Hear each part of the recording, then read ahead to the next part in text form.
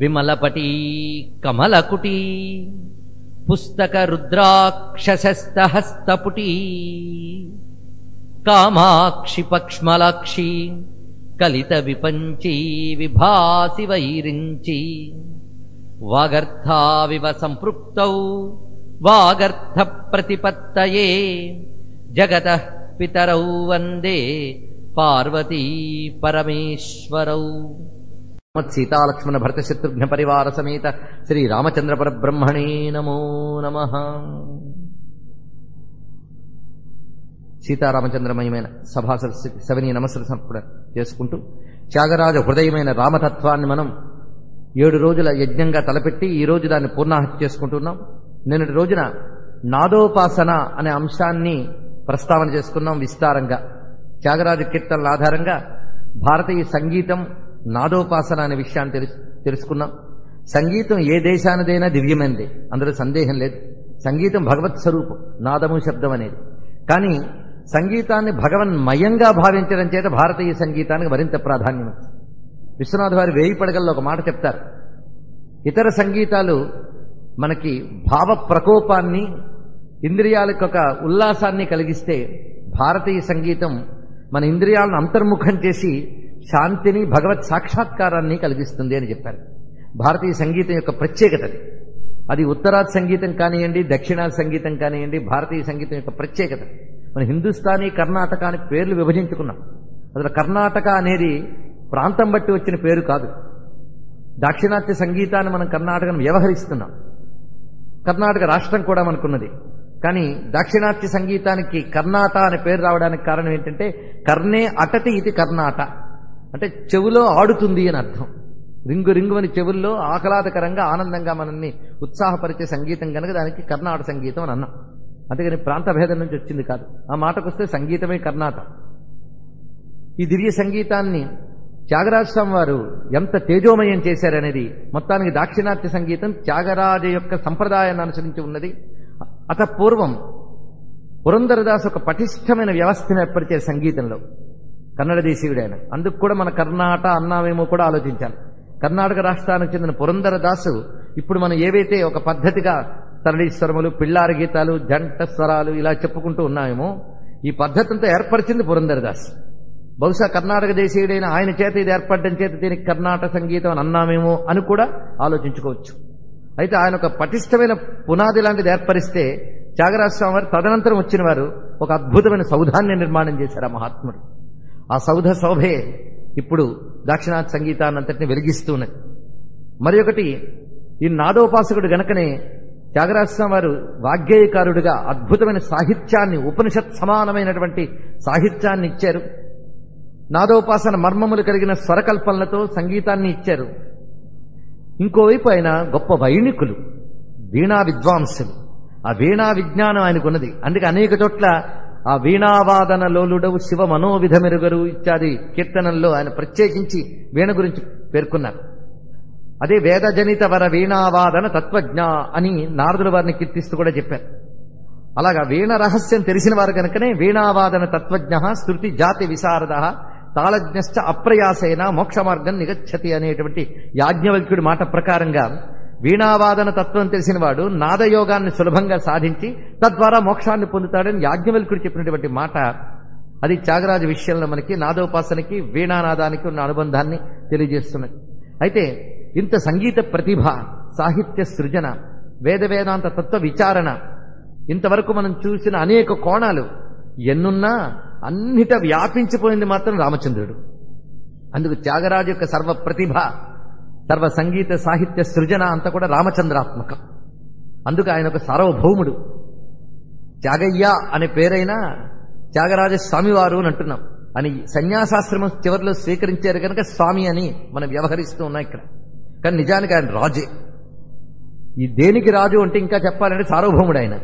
దేనికంటే ఒక మహాసామ్రాజ్యానికి సార్వభౌముడు.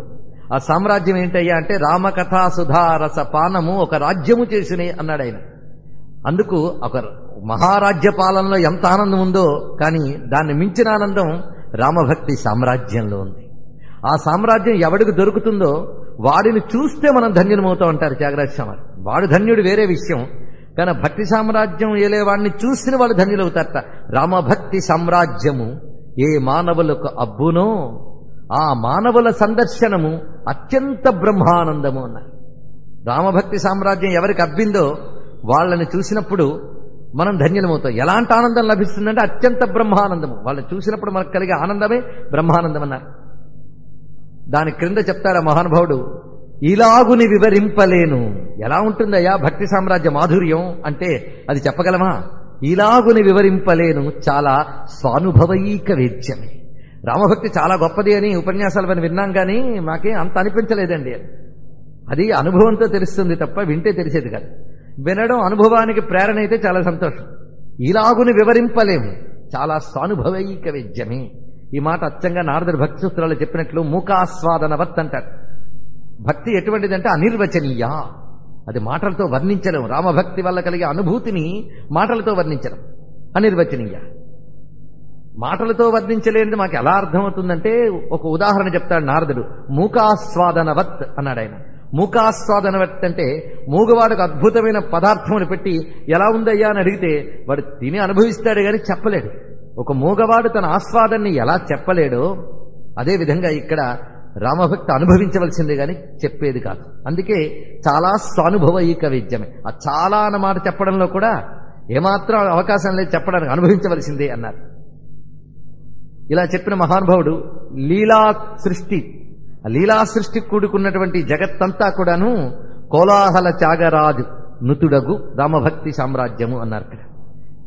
అంటే ఈ జగత్తంతటి లీలగా సృజించినటువంటి రామచంద్రమూర్తి ఇది కోలాహల అన్నాడు. జగత్తంతా కోలాహలం అంట. కోలాహలం అనే మాట నిన్న కూడా మనం చెప్పుకున్నాం. అనేకము యొక్క కూడిక కోలాహలం అంటే ఈ సర్వజగత్తు వివిధ తత్వములతో కలిపి నడిపిస్తున్న ఆ రామచంద్రమూర్తి యందు భక్తి అని. రామచంద్రుడు అంటే ఎవరు? లీలతో త్రిజగత్తుని సృష్టి చేసి వివిధ తత్వములతో నడిపిస్తున్నవాడు అని రాముణ్ణి చెప్పి, అలాంటి పరబ్రహ్మస్వరూపుడి యందు భక్తి కలిగి ఉండడమే ఒక సామ్రాజ్యమని, అది పొందడమే జీవన పరమార్థమని, అది పొందిన వారు ధన్యులే కాకుండా ఆ పొందిన వారిని చూసిన వారు కూడా ధన్యులున్నారు. అయితే వాళ్ళు బ్రతుకున్న కాలంలోనే కాదు, వాళ్ళు రామైక్యం చెందిపోయినా వాళ్ళ స్మరణ మనల్ని తరింపజేస్తుంది. అందుకే రామభక్తి సామ్రాజ్యానికి పట్టభద్రుడైన త్యాగరాజస్వామి వారి యొక్క హృదయాన్ని ఆవిష్కరించుకుని మనం ధన్యులమయ్యాం. ఎందుకంటే త్యాగరాజ కీర్తనల్లో ఈ రామభక్తి సామ్రాజ్యం చెప్పకపోతే పూర్ణం కాదు. అందుకు ఈరోజు మనం ప్రస్తావన చేసుకున్నాం. ఇక ప్రధానమైన అంశంలో మనం ప్రవేశిస్తున్నాం. నిన్న మనం ప్రస్తావించుకున్నట్లు పంచరత్న కీర్తనలు. ఇది నిజానికి సంగీతం పట్ల తెలియని వాళ్ళకి కూడా తెలుసు. ఈ కీర్తనలు అంటే జ్ఞానం లేకపోయినా వినే చెవి ఉండాలండి. ఆ వినే చెవి ఉంటే ఈ కీర్తన ద్వారా ఆనందాన్ని అనుభవిస్తున్న వాళ్ళు ఎందరో ఉన్నారు. ముఖ్యంగా మనకి స్వామివారి ఆరాధన వస్తుంది, పుష్యబహుళ పంచమి. ఆ సమయంలో కొన్ని వేల మంది గానం చేస్తూ ఉంటారు స్వామివారి సమాధి దగ్గర. అది మనం టీవీల్లో వాటిలో వింటూ ఉంటాం. ఈ మధ్యకాలంలో అన్ని ఊళ్ళల్లో కూడా వివిధ సంగీత సదస్సులు కూడా కలిసి పంచరత్న కృతుల ఆరాధన చేస్తూ ఉంటాయి, గానం చేస్తూ ఉంటారు. కనుక అందరికీ పరిచయమైన పంచరత్న కృతుల్లోని విషయాలను మనం ఈరోజు చెప్పుకుంటున్నాం. దీనికి అసలు పేరు ఘనరాగ పంచరత్న కీర్తనలు అని పేరు. ఘనము అంటే ఏమిటి? నిన్న మనం దురనయ దేశ్యము అని మాట చెప్పుకున్నాం. దుర అనే దానికి అర్థం చెప్తూ ఘనము అన్నారు. ఇక్కడ ఘనం అంటే ఒక పాడే పద్ధతి. దీన్ని శాస్త్ర ప్రకారం చెప్పాలంటే మధ్యమకాల గానాన్ని ఘనము అని అంటారు అన్నారు. మధ్యమకాల గానం, మధ్యమకాలం అనేది మనకి ఇంచుమించు ప్రతి కీర్తనలో ముత్తుస్వామి దీక్షితులు రచిస్తారు.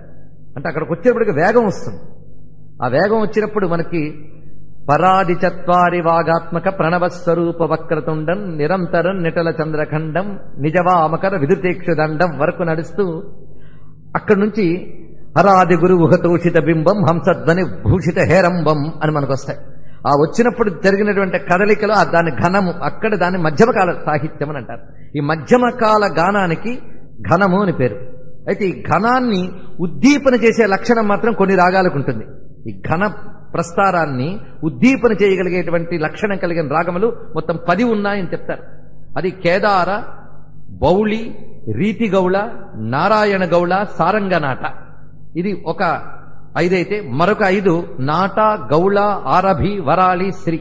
ఈ రాగములు ప్రథమ ఘనరాగ పంచకం నాట, గౌళ, ఆరభి, వరాళి, శ్రీ అవుతున్నాయి. ద్వితీయ ఘనరాగ పంచకాలు కేదార, బౌళి, రీతి గౌళ, నారాయణ గౌళ, సారంగనాట. ఇలాగా 2 రకాల ఘనరాగములు మనకు చెప్పబడుతున్నాయి. దీంట్లో తాన విస్తారం చేసినప్పుడు ఈ రాగాల యొక్క దీప్తి ఒక ప్రత్యేకంగా ఉంటుందని లక్షణకారులు మనకు చెప్తున్నటువంటి మాట. ఇది మన సంగీత పరంగా దీని యొక్క ప్రత్యేకతను చూపించుకున్నాం. అయితే ఇది పంచరత్నాలు అన్నారు.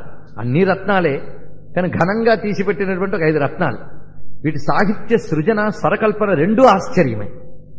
ఎందుకంటే ఒక చరణం ఎలా నడుస్తుందో రెండవ చరణం అలా నడవదు.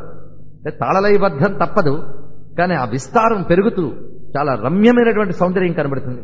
అదేమిటనేది సంగీతకారులు పాడి చూపించాలి. ఇక్కడ మీరందరూ విన్నది మననం చేసుకోవాల్సింది. ఇక్కడ సాహిత్య రూపంగా కూడా ఇవి ఘనమే. సాహిత్య రూపం కూడా ఒక పటిష్టమైన సాహిత్యాన్ని ఇచ్చారు ఇక్కడ త్యాగరాజ స్వామి. ఏ కీర్తనకు ఆ కీర్తనే పటిష్టమైన, ఇది పెద్ద సాహిత్యాన్ని, పెద్ద పెద్ద కీర్తనలు ఎక్కువ రచించారు త్యాగరాజ స్వామి. అందులో ఈ 5 కూడా పెద్ద కీర్తనలే. పైగా కొన్నిట్లో 10 చరణాలు ఉంటాయి వీటికి. అంత గొప్ప కీర్తనలవి. పాడడానికి కూడా సమయం పడుతుంది. అయితే త్యాగరాజ స్వామి ద్రాక్షరసయుత నవరసయుత కృతి చేయని చెప్పారు. ఆ ద్రాక్షాపాకంలోనే మృదువుగా ఉండాలని చెప్పారు. ఆ చెప్తూనే ద్రాక్షాపాకపు సరళి దెబ్బ తినకుండానే ప్రౌఢత్వాన్ని చూపించారు ఇందులో. దీన్ని బట్టి ఆయనకు సంస్కృత సాహిత్యంలో గాని వేదాది విషయాల్లో గాని ఎంత లోతైన పాండిత్యం అనేది మనకు తెలుస్తుంది. నిన్ననే చాలా తెలుసుకున్నాం. నాద రహస్య వివేకాల్ని ఎన్నెన్ని చెప్పుకున్నాను నిన్న. ఎన్నెన్ని కోణాల్లో మహానుభావుడు నాద తను మనిషం సామజవరగమన వీటన్నిటిలో ఎలా ప్రతిష్ఠించాడో చెప్పుకున్నాం. అసలు నాదానికి సంబంధించిన ఒక జ్ఞానం ఉన్నదే, ఆ జ్ఞానం చాలా విస్తారంగా ఉంది. అది ఇంత ఇంత అని మనం చెప్పలేం, అనంతం అది. అందుకే సంగీత జ్ఞానం అనంతం. అనంతమైన నాద విజ్ఞానం అంతా ఒక రూపం కడితే అదే త్యాగరాజ స్వామి వారు అన్నారు విశ్వనాథ్ గారు. నాద మహాఖిలాధ్వ పరిణాహ వివేకము తా శరీర మర్యాదకు లొంగి వచ్చిన మహాత్ముడు, తెలుగుల కీర్తి పంట చేనూదిన సర్వవేద కలసోదది పున్నమి పొంగు సత్కళావేదిక త్యాగరాజు ఒరగబెట్టిన శ్రీ మధుకుల్య పొల్చెడిన్ అన్నారు ఆయన. త్యాగరాజు ఒరగబెట్టిన, ఆ ఒరగబెట్టడం అనేది తెలుగువారి మాట. ఆయన మనకు అనుగ్రహించినటువంటి మధుకుల్య. మధుకుల్య అంటే తేనె కాలువ అన్నారు. త్యాగరాజిత్తుకు తేనె కాలువ లాంటి సంగీతంట. మరి ఆయన ఎవడయ్యా అంటే నాద మహాఖిలాధ్వ పరిణాహ వివేకము తా శరీర మర్యాదకు లొంగి వచ్చిన మహాత్ముడు. నాద సంబంధమైనటువంటి పరిణాహ అంటే విస్తారమైన వివేకమంతా, నాద సంబంధమైన జ్ఞానమంతా శరీరం అనే ఒక హద్దులోకి ఇమిడి వచ్చిందా అన్నట్టున్నట్టు త్యాగరాజ స్వామి. అందుకే ఆయనే అసలు నాద స్వరూపుడు, అణువణువు నాదమయ్యం ఆయన. అందుకే ఆ మహానుభావుడు ఆ నాద రహస్యాన్ని తన కీర్తనలో చెప్పారు. ఇలా నాద రహస్య విజ్ఞానం, సంగీత జ్ఞానం ఇంకే ఏ వాగ్గేయకారుడు కీర్తనల ద్వారా ఇవ్వలేదు. భగవంతుని కీర్తించారేమో గాని, అందులో సంగీత లక్షణాలు చూపించారేమో గాని, సంగీత శాస్త్రం మీద కీర్తన రచించి సంగీత లక్షణాలు ఎలా ఉండాలని లక్షణము లక్ష్యము కూడా తాను బోధించినటువంటి మహాత్ముడు. అందుకు నేను నాదోపాసన చెప్పుకున్నా. ఆ రహస్యములు ఈ కీర్తనలో కూడా చూపిస్తున్నారు. ఇక్కడ మొదటిది నాటరాగంలో జగదానందకారక. అయితే ఈ 5 కూర్పులో కూడాను ఒక క్రమం ఉంది. దీన్ని సంగీతపరంగా వినడమే కాకుండా మనం శాస్త్రపరంగా కూడా అన్వయించుకోవచ్చు దీన్ని. మొదటిగా స్తుతి చేస్తాడు. రెండవది ఏమిటి అంటే నైత్యానుసంధానము అని భక్తిలో చెప్పబడుతున్నటువంటి ఒక ప్రధాన ఉద్దేశం ఉన్నది. నైత్య అనుసంధానం అంటే నేను చాలా తక్కువ అన్నయ్యా, నేను ఎలా నిన్ను తెలుసుకోగలను, ఈ భావం రావాలండి. దీన్ని అణకువ వినయము అంటారు. అహంకారం కరిగితేనే గాని ఈశ్వరానుగ్రహం రాదు.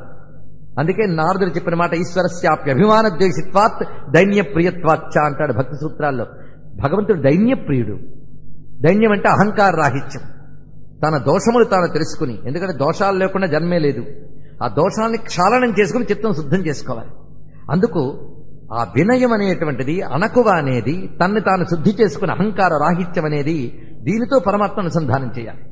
దీనికి శాస్త్రం ఆరాధయితు ఆరాధనీయస్య ఉత్కృష్టానుసంధాన పూర్వకం అన్నారు ఇక్కడ. అంటే ఆరాధించేవాడు ఆరాధింపబడే పరతత్వము. ఆ పరతత్వం గొప్పతనం తెలుస్తూ ఉన్న కొద్దీ తన ఉపాధిగతమైనటువంటి భావంతో ఉన్న జీవుడు క్రమంగా తన యొక్క ఈ నైత్యాన్ని ఒప్పుకుంటూ పరమాత్మ ముందు శరణాగతుడైతే క్రమక్రమంగా అతడు ఉపాధిగతమైన పరిమితి నుంచి బయటకు వచ్చి ఈశ్వర చైతన్యంతో అనుసంధానింపబడతాడు. అందుకే అద్వైత మార్గం జీవేశ్వరుడికి అభేదం చెప్పినా సాధన దశలో మాత్రం అహంకార రాహిత్యం చిత్తశుద్ధి కోసమని ఈ పద్ధతి అవసరమని అద్వైతం అంగీకరిస్తుంది. అందుకు రెండవది ఏమిటంటే ఆ మనస్సు హ్యూమిలియేషన్ అంటాం మనం. ఆ మనస్సు యొక్క విషయాన్ని తెలుసుకుని నైత్యానుసంధానం చేసుకుని స్వామివారిని మనం శరణు వేయడం అనేది రెండవ కీర్తనలో చూపిస్తారు. మూడవ దానిలో ఏమిటంటే లీలావర్ణన అనేది. దాన్ని ఆయన వ్యాజ నిందాస్తుతి రూపంతో లీలావర్ణన చేస్తాడు. 4వది ఏంటి? భగవత్ సాక్షాత్కార అనుభూతిని వర్ణిస్తాడు 4వ కీర్తనలో. 5వది అనుభూతిని పొందిన మహాత్ములందరినీ కీర్తన చేస్తాడు. ఇది 5 క్రమం. ఈ క్రమంలో మనం మొదటిది స్తుతి, పరమాత్మని స్తుతిస్తూ ఉన్నారు. ఆ స్తుతిలో కూడా ఒక అద్భుతమైన క్రమం ఉంది. ఊరికనే పదజాలాలు వేయడమే కాదా మహానుభావుడు. జగదానందకారక జయ జానకి ప్రాణనాయక, ఇది ప్రారంభం. అయితే ఇక్కడ జయ అని ప్రారంభించడంలోనే 5 కలిపి ఒక మనం ప్రత్యేక గ్రంథంగా భావించితే, ఒక గ్రంథానికి ఆదిలో మంగళకరమైన శబ్దం వాడాలి అంటారు. అది శ్రీకారం కావచ్చు, ఓంకారం కావచ్చు, జయం కావచ్చు. అందుకే జయ శబ్దంతో ప్రారంభమైనటువంటి గీతాలు మనకి గోపికా గీతలు కూడా జయతి తేధికం జన్మనా వ్రజ అని ప్రారంభమవుతుంది, జయ శబ్దంతో ప్రారంభమవుతుంది. అలాగే ఇక్కడ కూడా జగదానందకారక జయ జానకి ప్రాణనాయక, ఓ జానకి ప్రాణనాయక నీకు జయము అన్నారు. జయము అంటే అన్నిటినీ మించి ప్రకాశించుట అని అర్థం. నువ్వు అన్నిటినీ మించి నా హృదయం నిండా నిండిపోవాలి, అది భావం ఇక్కడ. జగదానందకారక, భగవానుడి తత్వమే ఆనందము, సచ్చిదానంద ఘనుడు. ఆయన అవతరించాడు. ఎందుకు అవతరించాడు? జగతికి ఆనందం కలిగించడం కోసం అవతరించాడు. మొట్టమొదటిగానే ఒక్క మాటలో అవతార ప్రయోజనం చెప్పారు. దుఃఖితమై అధర్మం ప్రబలడం చేత బాధపడుతున్న ప్రపంచాన్ని ఉద్ధరించడం కోసం, ఆనందం కలిగించడం కోసం అవతరించేవయ్యా నువ్వు. అందుకే జగదానందకారక, అది మొదటిగానే అవతార ప్రయోజనం చూపించారు. రెండవది, అవతరించినప్పుడు ఆయనకి ఎంత ప్రాధాన్యం ఉన్నదో అమ్మకి అంత ప్రాధాన్యం ఉన్నది. అందుకే నీ అవతారంలో సీతాయాపతయే నమః అంటేనే సంపూర్ణమవుతుంది. అందుకే జానకి ప్రాణనాయక వెంటనే చూపించారు. జగదానందకారక జయ జానకి ప్రాణనాయక, జగతికి ఆనందం కలిగించడంలో జానకి ప్రధానమైన పాత్ర. మనం తల్లి కీర్తనలో 2 విస్తారంగా చెప్పుకున్నాం, వ్యాఖ్యానంలో గుర్తుంటుంది మీకు. జయ జానకి ప్రాణనాయక ఎక్కడ అవతరించాడో అనుపల్లవిలో చెప్తున్నారు. గగనాధిప సత్కులజ, గగనాధిపుడు. గగనాధిపుడు అంటే ఆకాశరాజు, సూర్యభగవానుడు. ఆ సూర్యభగవాను యొక్క సత్కులములో పుట్టేట, అంటే సూర్యవంశములో జన్మించాడు. జగదానందకారకుడైన రామచంద్రమూర్తి ఉదయించింది ఎక్కడ? గగనాధిప సత్కులజ. అయితే ఒక రాజుగారి కుటుంబంలో పుట్టాడు కనుక రాజు. ఒట్టి రాజేమిటయ్యా, రాజులకు కూడా ఈయన ఈశ్వరుడు అన్నాడు.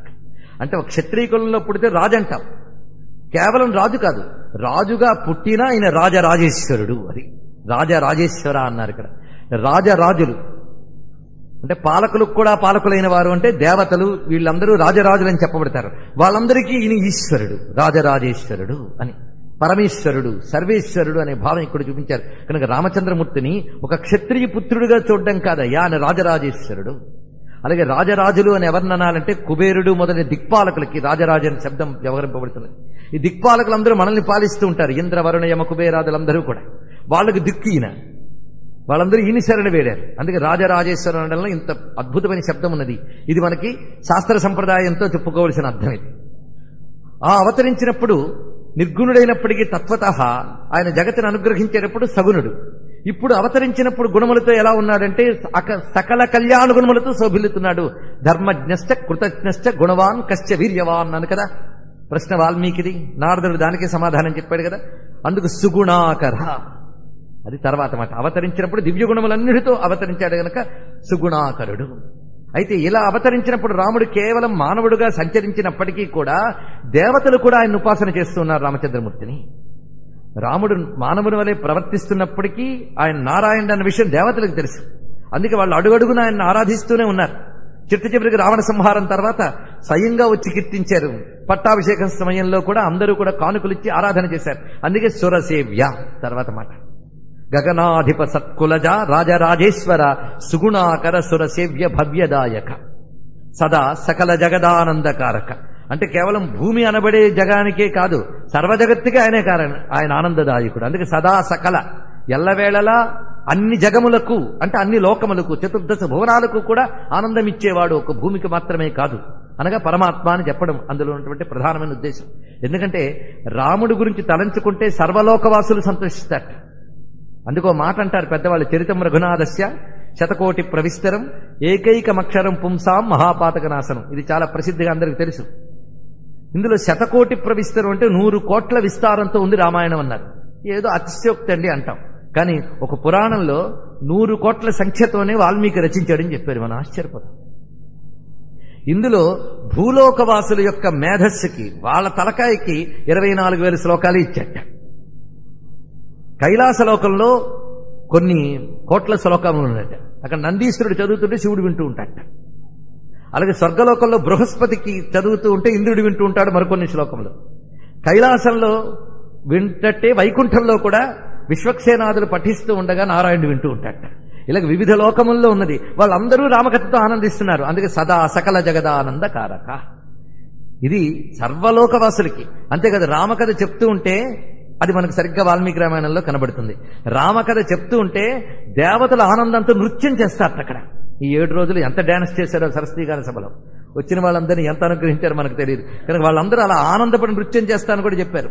అందుకు రామచంద్రమూర్తి యొక్క దివ్యతత్వంలో మనం గమనించవలసింది సర్వదేవతలను ఆనందింపజేస్తాడు. అందుకే సదా సకల జగదానందకారక సురసేవ్య.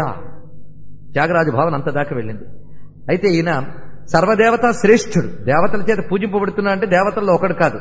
దేవతలు ఈయన ఎలా మెరిసిపోతున్నాడంటే అమరతారక నిచయ కుముదహిత పరిపూర్ణానగ సురసుర భూజ దజపయోధివాస హరణ సుందరతర వదన సుధామయ వచో బృంద గోవింద సానంద మావరాజ రాప్త శుభకర అనేక జగదానంద కారక.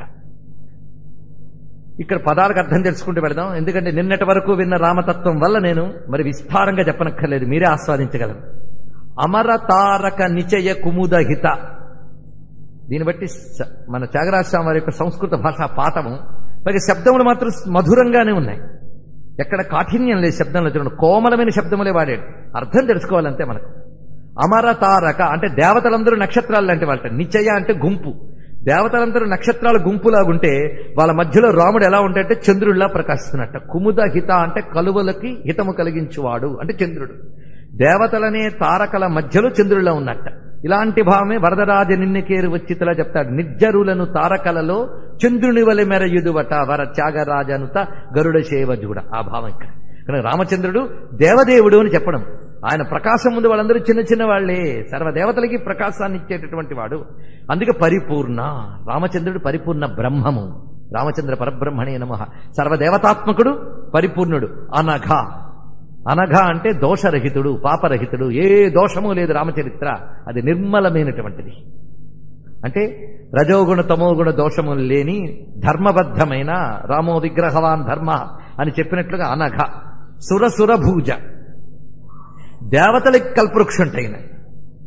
అంత సురలకే సురభూజము. సురభూజం అంటే కల్పవృక్షం. కల్పవృక్షం అంటే ఏది కోరుకుంటే అది ఇస్తుంది. రాముడు ఎవరు ఏది కోరుకుంటే వారికి అది ఇస్తున్నాడు. కానీ దేవతలు మనకు కోరినవి ఇస్తే దేవతలకి వారికి కావలసిన ఇచ్చేవాడు ఈయన. అందుకే సురసురభూజ దధిపయోధివాస అరణ. ఏంటంటే పెరుగు పాలు వేటుల్లో దాచారో అవన్నీ దొంగిలించినవాడా అన్నాడు ఇక్కడ. దధిపయోధివాస హరణ, అవన్నీ దొంగిలించినవాడా అంటే పాలకుండలు, పెరుగు కుండలు, వెన్న అన్ని దొంగిలించినవాడా. అయ్యా రామావతారం కృష్ణావతారం. ఇది మళ్ళీ సందేహం వచ్చేసింది. ఈయన చిత్రం అండి. చెప్తుంటాడు రాముడి గురించి, మధ్యలో కృష్ణుడు మాట ఎత్తుకుంటాడు, మళ్ళీ రాముడిలోకి తెచ్చేస్తాడు. అంటే ఆయనకి రామకృష్ణ అభేదం. అది రాముడు ఎంత పరిపూర్ణుడో కృష్ణుడు అంతే పరిపూర్ణుడు. ఆ రెండు తత్వములు కలిసిపోతాయి ఈయన దగ్గరికి వచ్చేటప్పటికి. తర్వాత కీర్తనంతా ఆయన గురించే వాడుతూ చివరికి రామ అంటాడు మళ్ళీ. అది ఆయనకే తెల్లు. లేకపోతే మురఖరహర రారా రారా. ఇంతవరకు మొత్తం సాహిత్య జగత్తులో మురహర ఖరహర ఉందేమో గాని మురఖరహర అన్నది ఈయన ఒక్కడేనండి. అటు మురాసురుణ్ణి చంపినవాడా ఖరాసురుణ్ణి చంపినవాడా అన్నది. మురాసురుణ్ణి చంపినవాడు కృష్ణుడు, ఖరాసురుని చంపినవాడు రామచంద్రమూర్తి. మురఖరహర అనడంలో రామకృష్ణుని కలిపేశాడు ఆయన.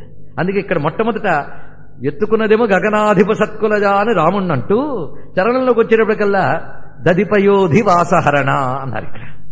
అంటే దేవతల నడుమలా ప్రకాశించే పరిపూర్ణుడివైన నువ్వు, దేవతలకే కల్పవృక్షమైన నువ్వు మమ్మల్ని అనుగ్రహించడం కోసం వచ్చి ఆ పాలకొండలు, పెరుగుకొండలు ఎత్తుకుపోతూ దొంగతనాలు చేస్తూ హాయిగా తిరిగేవయ్యా. సుందరతర వదన. ఆ వదనం ఎంత అందమైన వదనం. రాముడిదో కృష్ణుడిదా ఇద్దరిదిను.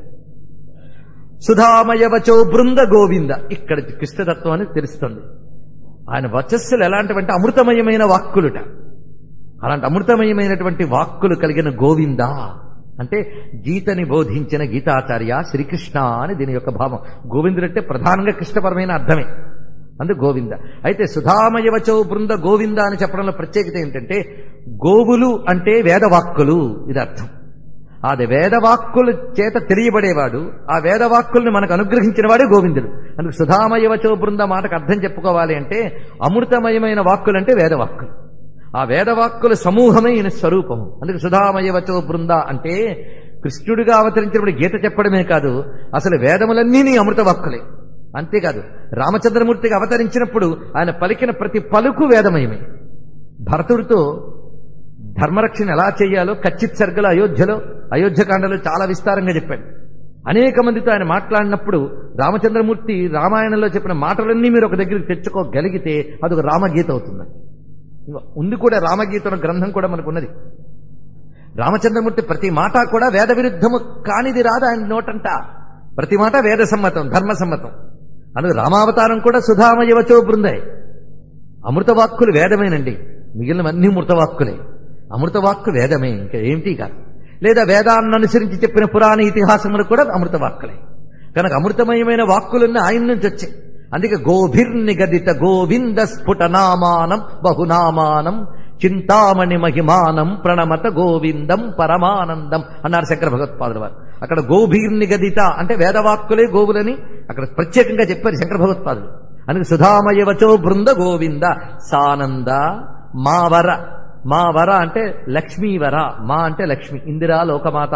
మా అంటే అమ్మ అనగా లక్ష్మీదేవి. లక్ష్మీదేవికి వరుడైన వాడా. అజరాప్త అజరులకు ఆప్తుడా.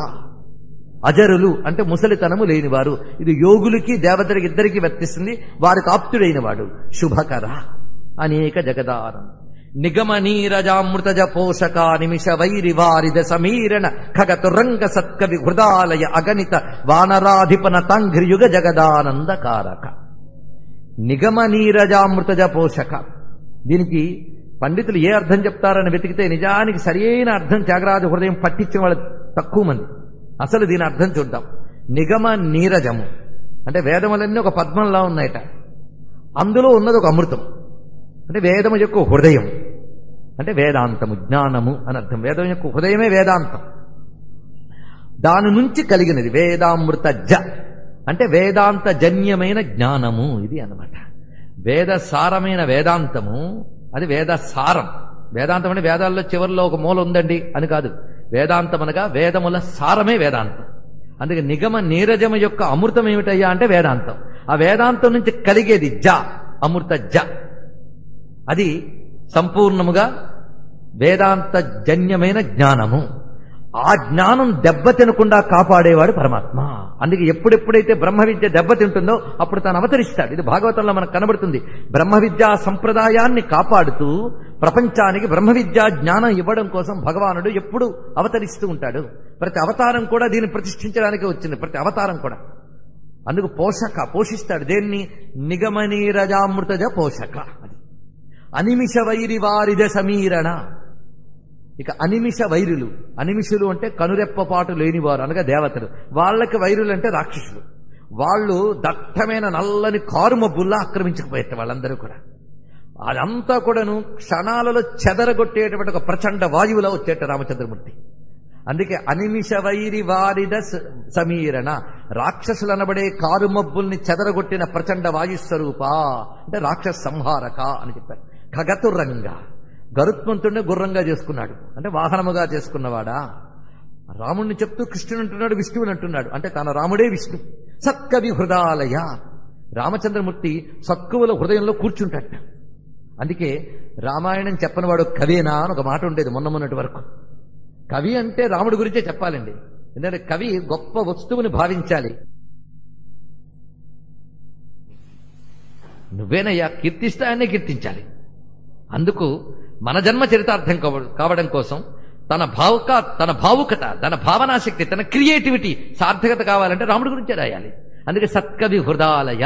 సత్కుల హృదయంలో ఆయన ఆలయం చేసుకుని కూర్చున్నాడు. సత్కవి హృదాలయ అగణిత వానరాధిపనతాంఘ్రియుగ. అగణిత అంటే లెక్క కందనివాడు, కొలతలకు అందనివాడు. వానరాధిపనతాంఘ్రియుగ వానర రాజు చేత నమస్కరింపబడినవాడు అంటే సుగ్రీవుడి చేత ఆరాధింపబడినవాడు అని ఇక్కడ తీసుకుని కథాక్రమం మనకు చూపిస్తున్నాడు. కథాక్రమం అలా వస్తూ ఉంటుంది. అందుకే సుగ్రీవుడి చేత నమస్కరింపబడినవాడు. ఇప్పుడు మళ్ళీ రామచంద్రమూర్తి దివ్య రూపాన్ని తర్వాత చరణం. ఇంద్రనీలమణి సన్నిభాప ఘన చంద్ర సూర్యనయన ప్రమేయ వాగింద్ర జనక సకలేశ శుభ్ర నాగేంద్ర శయన శమన వైరి సన్నుత జగదానందకారక. ఇంద్రనీలమణి సన్నిభాప ఘన. ఆయన దేహకాంతి ఎలా ఉందంటే ఇంద్రనీలమణి కాంతుల వలె, మేఘము వలె ప్రకాశిస్తున్నది. అందులో 2 నేత్రములు చంద్ర సూర్యనయన. అప్రమేయ కొలత కందనివాడు, వాగీంద్ర జనక, వాగీంద్రుడు అంటే బ్రహ్మదేవుడు, బ్రహ్మకి జనకుడియన, సకలేశ శుభ్రనాగేంద్ర శయన, తెల్లని పాముపై నిద్రించినవాడు, శమన వైరి సన్నుత, శమనుడు అంటే యముడు, శమన వైరి అంటే శివుడు, యమునికి శత్రువైన శివుని చేత సన్నుత కీర్తించబడిన రామా, పాద విజిత మౌని సాప సవ పరిపాల వరమంత్రగ్రహణలోల పరమ శాంత చిత్త జనకజాధిప సరోజ భవ వరద అఖిల జగదానందకారక. పాద విజిత మౌని శాప, తన పాదంతో ముని శాపాన్ని పోగొట్టినవాడు. అంటే గౌతమ ముని అహల్యాదేవికి ఇచ్చిన శాపాన్ని తన పాదస్పర్శతో పోగొట్టాడు. పాద విజిత మౌని శాప. సవ పరిపాల, సవము అంటే యజ్ఞము అని అర్థం. ఉత్సవము అంట మనం, ఉత్కృష్టమైన యజ్ఞం అది. సవము, సవము ఇది యజ్ఞము. బ్రహ్మోత్సవములు ఇవన్నీ కూడా అందుకు వచ్చాయనమాట. సవ పరిపాల అంటే యజ్ఞరక్షక. రామచంద్రమూర్తి అవతారమే యజ్ఞస్వరూపం. మీరు పరిశీలించి చూడండి, యజ్ఞఫలంగా వచ్చాడు స్వామి, యజ్ఞరక్షణకు బయలుదేరాడు. యజ్ఞం చేద్దామని దున్నుతూ ఉన్నటువంటి జనక మహారాజుకు దొరికిన ఆవిడ్ని పెళ్ళాడు. యజ్ఞద్రోహులైన రాక్షసులను సంహరించాడు. యజ్ఞంలో ఆరాధింపబడే దేవతల అంశాలతో పుట్టిన వానరులందరినీ కూడగట్టుకుని వెళ్ళాడు. కనుకనే రామాయణం అంతా ఒక యజ్ఞ రహస్యం. అది చెప్పాలంటే అది కొంత సమయం పడుతుంది, కానీ నేను ఇప్పుడు చెప్పట్లేదు. రామాయణం అంతా ఒక యజ్ఞ రహస్యం. వైదిక యజ్ఞ విశేషములు తెలిస్తే రామాయణం అంతా కూడా యజ్ఞ విజ్ఞానాన్ని చెప్తుంది. అందుకే రామాయణ కథ శ్రవణం గాని, పఠనం గాని, పారాయణ గాని యజ్ఞములు చేసిన ఫలితం ఇస్తుంది పూర్తిగా. ఎందుకంటే యజ్ఞమయం. ఈ రహస్యం అన్నమయ్యకి తెలుసు. శరణు వేడెద యజ్ఞ సంభవ రామ, అరసీ రక్షించు నన్ను అయోధ్య రామ అని కీర్తిస్తాడు ఇక్కడ. అది యజ్ఞ సంభవుడు. ఆ రహస్యాన్ని ఇక్కడ సవపరిపాల అనే మాటలో చూపిస్తున్నాడు. యజ్ఞరక్షకుడు కేవలం విశ్వామిత్ర యాగరక్షణే కాదు, యజ్ఞం అనగా వేద ధర్మమే యజ్ఞం, దాన్ని పాలించినవాడు. సవపరిపాల వరమంత్రగ్రహణలోల, గొప్పవైన మంత్రములన్నీ స్వీకరించడంలో ఉత్సాహపడ్డాడు ఆయన.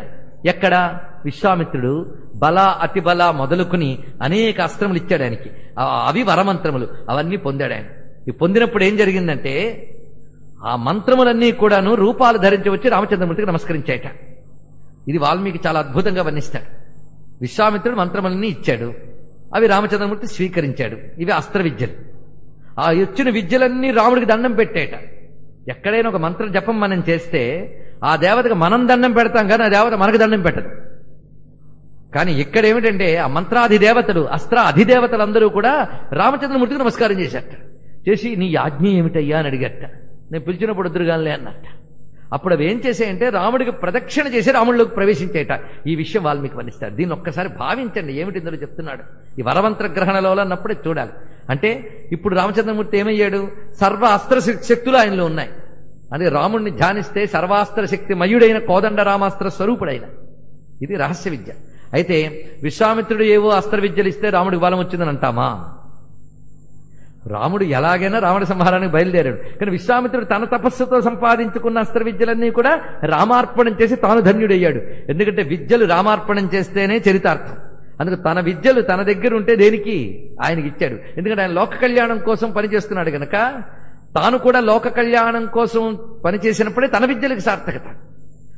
చెయ్యగలిగే సమర్థుడు ఈయన కనుక ఈయనకి ఇచ్చాట. అంతేగాని విశ్వామిత్రుడు ఇచ్చిన అస్త్రాల వల్లే రాముడు గొప్పవాడయ్యాడు అనుకోవద్దు. ఒక ఆయన తిరుపతి బయలుదేరాడు. తన ఖర్చు తాను చక్కగా చూసుకుంటూ హుండీలో వేయడానికి కావాల్సిన డబ్బు కూడబెట్టుకుని తిరుపతి బయలుదేరుతున్నాడు. పక్కింటి వాళ్ళు వచ్చారు, అలాగే తిరుపతికి వెళ్తున్నారు కదా, నేను 100 రూపాయలు ఇస్తున్నాను వేయండి అన్నారు. వీళ్ళు 100 రూపాయలు ఇవ్వకపోతే వాడు వెళ్ళడా? వెళతాడు. వీళ్ళు ఏం చేస్తాడు? ఈ 100 రూపాయలు కూడా అందులో వేస్తాడు. వీళ్ళు 100 రూపాయలు వేయకపోయినా ఆయన మొక్కు పూర్తయిపోతుంది. వేయడం వల్ల వీళ్ళకి ప్లస్ అయిందనమాట. అలాగే తిరుపతి వెళుతున్న వాడికి 100 రూపాయలు ఇచ్చినట్లే రామచంద్రమూర్తికి విశ్వామిత్రుడు అస్త్రాలు ఇచ్చాడు అనుకోండి. ఇవి లోకరక్షణ కోసం వాడాడు ఇక్కడ. అందుకే వరమంత్ర గ్రహణలోలా. ఎందుకంటే నేను ఇక్కడ త్యాగరాజ కీర్తనకు అర్థం చెప్పడంతో పాటు వాల్మీకి రామాయణ రహస్యాలు కూడా చెప్పుకోవాలి. త్యాగరాజ హృదయమైన రాముణ్ణి చెప్పుకోవాలి కదా, నాకు ఇదే అవకాశం. మళ్ళీ పరమశాంత చిత్త, ఇన్ని అస్త్రములు ఇన్ని ఉన్నప్పటికీ శాంతుడు. అది ఎందుకంటే అస్త్ర విద్యలు రావణుడికి ఉన్నాయి, రాముడికి ఉన్నాయి. కానీ లోకరక్షణ కోసం శాంత చిత్తంతో వాడినవాడు రాముడు, స్వార్థం కోసం అశాంతిగా ప్రవర్తించినవాడు రావణుడు. ఇదే తేడా. అందుకు పరమశాంత చిత్త జనకజాధిప సరోజ భవ వరద అఖిల జగదానందకారక. సరోజ భవ వరద అంటే బ్రహ్మదేవుడికి వరములిచ్చినవాడు. సృష్టి స్థిత్యంతకారక. రాముడు అంటే సృష్టి స్థితులయ్యే కారకుడైన పరమాత్మ. అమిత కామిత ఫలద, మితిలేని కోరికలు కూడా తీర్చుతట్టు ఆయన. అంటే ఏది అభీష్టం కోరుకున్నా నెరవేర్చేవాడు. అసమాన గాత్ర శచీపతి నుత. శచీపతి అంటే ఇంద్రుడు, ఇంద్రుడి చేత పూజింపబడేవాడు. అబ్ధిమదహర, సముద్రము యొక్క గర్వాన్ని అణచినవాడు అంటే సేతుబంధనకర్త. అనురాగరాగరాజిత కథాసార హిత. అనురాగరాగరాజిత కథాసార, ఇందులోంచి కొన్ని పదాలు తీసుకోవచ్చు. అసలు మొత్తం ఈ పంచరత్న కృతుల్లోంచి నామాలు కొన్ని తీశారు. తీస్తే మొత్తం 8 శతనామాలు అయ్యాయండి రాముడికి. వీటితో అర్చన చేస్తారు రామచంద్రమూర్తికి. ఇది ఒక ప్రత్యేకత. ఇది మనకి అక్కడ త్యాగరాజ ఆరాధన జరిగే చోట కూడా చేస్తారు. ఇందులో నామాలే మొత్తం 108 వస్తాయి, 8 శతం. అందుకే రామనామాలు త్యాగరాజు సృజించిన రామనామాలు.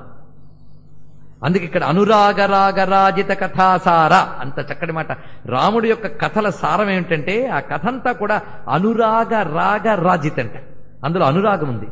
అనురాగం అంటే భగవంతుడు అనురాగం ఏంటి? కృప. మొత్తం ఆ కథంతా రామకృప కనబడుతుంది మనకు. అంతేకాదు వివిధములైన అనుబంధాలు, మాతాపితరులు ఎలా ఉండాలి, అదేవిధంగా కొడుకు ఎలా ప్రవర్తించాలి, స్నేహితులు ఎలా ఉండాలి, భార్యాభర్తలు ఎలా ఉండాలి, పాలక పాలితులు ఎలా ఉండాలి. ఎందుకంటే హ్యూమన్ రిలేషన్స్ అని ఒక మాట అంటూ ఉంటారు. ఈ రోజుల్లో ఈ శబ్దములు ఇలా చెప్తేనే అర్థమవుతాయి. హ్యూమన్ రిలేషన్స్ అంటే మానవ సంబంధాలు. మానవ సంబంధాలు ఎలా ఉంటే సమాజం బాగుంటుంది అనే దాని మీద ఇప్పుడు చర్చలు, సెమినార్లు జరుగుతుంటాయి. ఏం అక్కర్లేదు, రామాయణం చదువుకుంటే చాలు. మానవ సంబంధాలు. అందుకే రామాయణం ఎంతకాలం భూమి మీద ఉంటుందంటే మానవ సంబంధాలు ఉన్నంత కాలం. మానవులు పశువుల్లా కాకుండా మానవులుగా బతుకుతున్నంత కాలం, అంతే. ఉన్నంతకాలం ఉంటాయి. అందుకు అమ్మ నాన్న, అన్న తమ్ముడు, అక్క చెల్లెలు, ఈ బంధములు, పాలకులు పాలితులు, గురువులు శిష్యులు, ఇంతే హ్యూమన్ రిలేషన్ ఎన్ని ఉంటాయో రాసుకోండి మీరు. గురువులు శిష్యులు, మిత్రులు శత్రువులు. అదేవిధంగా మనకి స్నేహితుల్లో కూడా రకరకాల అవి చూపిస్తాడు ఇక్కడ. దాని తర్వాత అన్నదమ్ములు, ఇవన్నీ మొత్తం అన్ని హ్యూమన్ రిలేషన్స్ ఒక దగ్గర ఉంటాయి. పైగా అనుకూలంగా ఉండే అన్నదమ్ములతో ఎలా ఉంటాం, ప్రతికూలంగా ఉండే అన్నదమ్ములతో ఎంత జాగ్రత్తగా ఉండాలన్నా ఉండని పరిస్థితులు ఇవన్నీ. అందుకే 3 రకాల అన్నదమ్ములు ఉంటారు రామాయణంలో పరిశీలిస్తే. ఎన్ని చెప్పాలని చెప్పాడండి. అందుకు ఇక్కడ ఈ అనురాగము ఒకటి, ఇంకోటి రాగము. రాగం అంటే సంగీతం. రామకథ అంతా సంగీతాత్మకం. మొత్తం రామకథే సంగీతాత్మకం. ఎందుకంటే వాల్మీకి నోట పలకగానే మానిషాద ప్రతిష్టాంత్వగమ శాశ్వతి సమహయత్రంచ మిథునాదే అవధి కామమోహితం అనగానే వెంటనే ఆ పక్కనున్న భరద్వాజాదులు ఏమంటారంటే పాదబద్ధ అక్షర సమః తంత్రీలయ సమన్విత. వాల్మీకి నోట పలికినటువంటి వాక్యములున్నాయే ఇది చక్కగా సమసంఖ్యతో అంటే 32 అక్షరాలతో ఉన్నాయి. తంత్రీలయ సమన్విత, వీణ మీటినప్పుడు ఆ లయకి తగ్గట్టుగా ఉంది అన్నారు. అంటే రామాయణం అంతా ఒక గానమే. ఆ గానం వాల్మీకి ముందు చేసి లవకుశుల చేత చేయించాడు. అందుకు అది రాగము. అనురాగ రాగ రాజిత. భగవత్ కృప ఉన్నది, సంగీతం ఉన్నది. అది నాదమయం రామకథ. రామకథ నాదమయం గనుకనే నా నాదోపాసనకి రామమే తీసుకున్నాను అన్నాడు. అది అనురాగ రాగ రాజిత కథాసార హిత. హిత అంటే మేలైన స్వభావం. అతను జగతికి మేలు కలిగించడమే ఆయన స్వభావం. సజ్జన మానసాబ్ది సుధాకరా. రామకథ వింటూ ఉంటే పొంగిపోతాడండి ఎవడైనా. ఎవడు పొంగుతాడు అంటే పొంగే సంస్కారం ఉన్నవాడు. అది అందుకు రామకథ విన్నా నేను పొంగలేదు అంటే వాడు దౌర్భాగ్యానికో నమస్కారం. ఏం చేస్తాం? రామకథ వింటే మనసులు పొంగిపోతాయట. ఎలా పొంగిపోతాయంటే నిండు చంద్రుడు రాగానే సముద్రం ఎలా పొంగిపోతుందో అలా పొంగిపోతుంది మనస్సు. ఎవరిది? సజ్జనుల మనస్సు. సజ్జన మానసాబ్ది సుధాకర. సజ్జనుల మనస్సు అనే సముద్రాన్ని పొంగించే చంద్రుడా అది సజ్జన రామచంద్ర. కుసుమ విమాన అంటే పుష్పక విమానం మీద వచ్చారు కదా, అది కుసుమ విమాన. సురసారిపు కరాబ్జలాలిత చరణ. మీరు కథ చూస్తూ ఉంటే మనకి క్రమంలో పట్టాభిషేకం దగ్గర వెళుతున్నాం. సురసారిపు కరాబ్జలాలిత చరణ. సురసారిపుడు అంటే ఆ సురసుని ఎదుర్కొన్నటువంటి వాడంటే హనుమంతుడు. హనుమంతుని యొక్క హస్తపద్మములతో లాలింపబడిన పాదములు కలవాడా అది సురసారిపు కరాబ్జ లాలిత చరణ. అసలు ఈ పదాలు ఎవరైనా ఊహిస్తాడండి అక్కడ. ఇచ్చే తీర్పు అనమాట. అందుకు అవగణాసుర గణమదహరణ. అవగుణములతో కూడిన అసురగణముల మదముని అణచినవాడా. దుర్గుణాలతో ఉన్న అసురగణముల్ని అణచినవాడు. ఇదొక అర్థము. దుర్గుణాలే అసురగణాలు, వాటిని పోగొట్టేవాడు అని మరొక అర్థం. 2 చూపిస్తున్నాడు. సనాతన అజనుత. సనాతన అంటే శాశ్వతుడు. ఈ రాముడు ఈయనకి నాదస్వరూపుడు కనుక ఓంకార పంజర కీర. ఇది గొప్ప మాట అన్నాడు ఇక్కడ. ఓంకార పంజర కీర. ఈ మాటలో భావం ఏంటంటే ఓంకారం ఒక పంజరంలో ఉందిట. ఆ పంజరంలో రాముడి చిలకలా ఉన్నట్ట. కనుక పంజరంలో చిలక ముఖ్యం. కనుక చిలక కావాలంటే పంజరంలో మనం పట్టుకోవాలి. ఓంకారంలో ఉన్న పరమార్థం రామచంద్రమూర్తి. ఈ పరమార్థం కావాలంటే ఓంకారం పట్టుకోవాలి మనం. కానీ ఓంకారానికి అర్థమితడు, ఓంకారానికి పరమార్థమితడు అన్నారు. అంటే ఓంకారానికి కూడా మూలమైన శుద్ధనాద స్వరూపుడే రామచంద్రమూర్తి. నిన్న ఈ నాదం గురించి మనం చాలా చెప్పుకున్నాం. కానీ ఓంకారం పంజరంలో ఉంటే మధ్యలో చిరకలా ఉన్నట్టు రాముడు. ఎంత అద్భుతమైన శబ్దం వేశాడు. ఇంకా దీనిలో రహస్య విద్య ఏంటంటే మన ప్రాణ మధ్యంలో ధ్వని ఉంటుందిటండి, నాదం. అది అందుకే ధ్వని మధ్యగతో ప్రాణ, ప్రాణమధ్యగతో నాద. ఆ ప్రాణ మధ్యంలో నాదం ఉంటుంది. నాద మధ్యే సదాశివ అన్నారు. ఆ నాద మధ్యంలో సదాశివుడు ఉంటాడు అన్నారు. సదాశివుడు అన్నా పరతత్వం అన్నా ఇక్కడ ఒకటే. కనుక ఇక్కడ నాదం ఎక్కడున్నది? ప్రాణ మధ్యంలో ఉంది. ఈ ప్రాణాన్ని ఎలా అనుసంధానం చేయాలి? శబ్దంతో చేయాలి. శబ్దం ఏది? ఓంకారం. ఓంకారంతో ప్రాణశక్తిని మనం జాగరణ కలిగించగానే ఒక దివ్యనాదం మనకు వినబడుతుందట. ఆ దివ్యనాద మధ్యంలో జ్యోతి రూపమై పరమాత్మ సాక్షాత్కరిస్తాడు. ఎవరికి? మోక్షం రాబోయే ముందు. అంటే నాకెప్పుడు కనబడలేదండి అంటే కనబడితే ఇక్కడ ఉండవండి. మోక్షం రాబోయే ముందు ఈ రహస్యాన్ని శంకర భగవత్పాదుల వారు నాదానుసంధానం అనే చోట చక్కగా వివరిస్తాడు. సిద్ధి పొందేటప్పుడు ఒక దివ్యనాదం వినబడుతుందని, ఆ నాద మధ్యంలో జ్యోతి కనబడుతుందని వర్ణించాడు. అదే ఓంకార పంజర కీరా అంటే. పురహర సరోజ భవ కేశవాది రూప. ఈయన దృష్టిలో రాముడంటే త్రిమూర్తుల్లో ఒకడు కాదు. మరి ఎవరు అంటే పురహర సరోజ భవ కేశవ ఆది రూప. పురహరుడు అంటే శివుడు, సరోజభవుడు అంటే బ్రహ్మదేవుడు, కేశవుడు అనగా విష్ణువు. ఆది రూప అంటే త్రిమూర్తులతో మొదలుకుని సర్వము నీ స్వరూపమే ఓ రామా. వాసవ రిపు జనకాంతక. వాసవ రిపు అంటే ఇంద్రుడికి శత్రువు ఇంద్రజిత్తు, వాడికి నాన్న రావణాసురుడు, వాణ్ణి అంతం చేసిన వాడు రాముడు. వాసవ రిపు జనకాంతక. కళాధరా. కళాధర అంటే అన్ని కళలు ధరించినవాడు. ఉత్కృష్టమైన సర్వకళలు ఆయన దగ్గరున్నాయి. కళాధర అత్త. కళాధరుడు. చంద్రుడికి కళ అని పేరున్నది. చంద్రకళాధరి అని అమ్మవారిని అంటాం కదా. కనుక కళాధర అంటే చంద్రకళని ధరించినవాడు అనగా శివుడు. ఆయనకు ఆప్తుడు. కళాధరాప్త. ఘృణాకర. ఘృణ అంటే దయ. దయకి ఆకరమైనటువంటి వాడా. శరణాగత జనపాలన సుమనోరమణ నిర్వికార నిగమసారతర. మళ్ళీ నిగమసారతర ఎందుకన్నారనేది రామనామానికి అర్థం చెప్పినప్పుడు చెప్పింది గుర్తు తెచ్చుకోండి. సారతారోపనిషత్తులో రామనామం చెప్పబడింది. నిగమ సారమే రామనామము అని సారతారోపనిషత్తు యజుర్వేదంలో మనకు చెప్తున్నది. అందుకే నిగమసారతర అనడంలో సర్వనిగములకి సారమితడు. ఈయన మించిన సారం లేదు కనుక తర అన్నారు. సారతర. కరధృత శరజాల అసుర మదాపహరణ అవనీసుర సురావన. ధనుర్బాణములు ధరించినవాడు, అసురుల మదాన్ని నడిచినవాడు, అవనీసురులకు సురులకు రక్షకుడు. అది అవనీసురు అంటే యోగులు, జ్ఞానులు, తపస్సులు. సురులు అంటే దేవతలు. వారు ఉభయుల్ని రక్షించిన వాడు కనుక అవనీసుర సురావన. కవీన బిలజమౌని కృత చరిత్ర సన్నుత. కవీన బిలజమౌని ఇలాంటి పదజాలం ఎవ్వడూ ప్రయోగించలేదండి. ఇందులో ఎన్ని పదాలైనా ఎవరూ ప్రయోగించలేదు. అలాంటి ప్రయోగములు చేస్తున్నాడు. కవి ఇన. ఇనుడు అంటే ప్రభు అని, సూర్యుడని రెండు అర్థాలున్నాయి. సూర్యుడికి కూడా ఇన అని ఎందుకు పేరు వచ్చిందంటే నిజమైన ప్రభు అతడే గనక ఇన. ఇనలతో కూడి పనిచేసేవాళ్ళు సేన. సా ఇన సేన. ఇది తెలుసుకోవాల్సింది. ఇన అంటే రాజు, ప్రభువు. కవి ఇన అంటే కవులకు రాజు అయిన వాడు. ఎవడాయిన అంటే బిలజమౌని. బిలము నుంచి పుట్టినవాడు అంటే పుట్ట నుంచి పుట్టినవాడు. పుట్ట రంధ్రంతోనే కూడి ఉంటుంది కదా, దాని నుంచి పుట్టినవాడు బిలజ. వాల్మీకము నుంచి పుట్టిన మౌని వాడెవడు? కవీన. కవులకి రాజు. ఒక్క వాల్మీకి దక్క అన్యుడెవడు సుకవి శబ్దవాచ్యుడు అన్నారు విశ్వనాథ వారు. వాల్మీకి ఒక్కడే సుకవి, మిగిలిన వాళ్ళు ఏం చెప్పుకుండా కవి అంటే వాల్మీకి. అందుకే ఈ సంసారం ఇదెన్ని జన్మలకు నేని మౌని వాల్మీకి భాషా సంక్రాంత రుణంబు తిర్పగలదా, సత్కావ్య నిర్మాణ రేఖా సామగ్రి రుణంబు తిర్పగలదా అన్నారు ఆయన. అందుకు వాల్మీకి లాంటి కవి ఉంటాడండి. ఎంతైనా వాల్మీకి దరిదాపులకు కూడా వెళ్ళలేం మనం. అది వాల్మీకి యొక్క గొప్పతనం. అందుకని కవీన, కవులకు ఎప్పుడు ప్రభు అయిన. బిలజమౌని వాల్మీకి మహర్షి. మేము రాముణ్ణి ఇంత గానం చేసుకుంటున్నామంటే ఆ రాముణ్ణి మాకు చూపించినవాడు, చెప్పినవాడు వాల్మీకి. అందుకు వాల్మీకి కృతజ్ఞతగా ఇక్కడ నమస్కారం చేసుకుంటున్నారు. కవీన బిలజమౌని కృత చరిత్ర సన్నుత.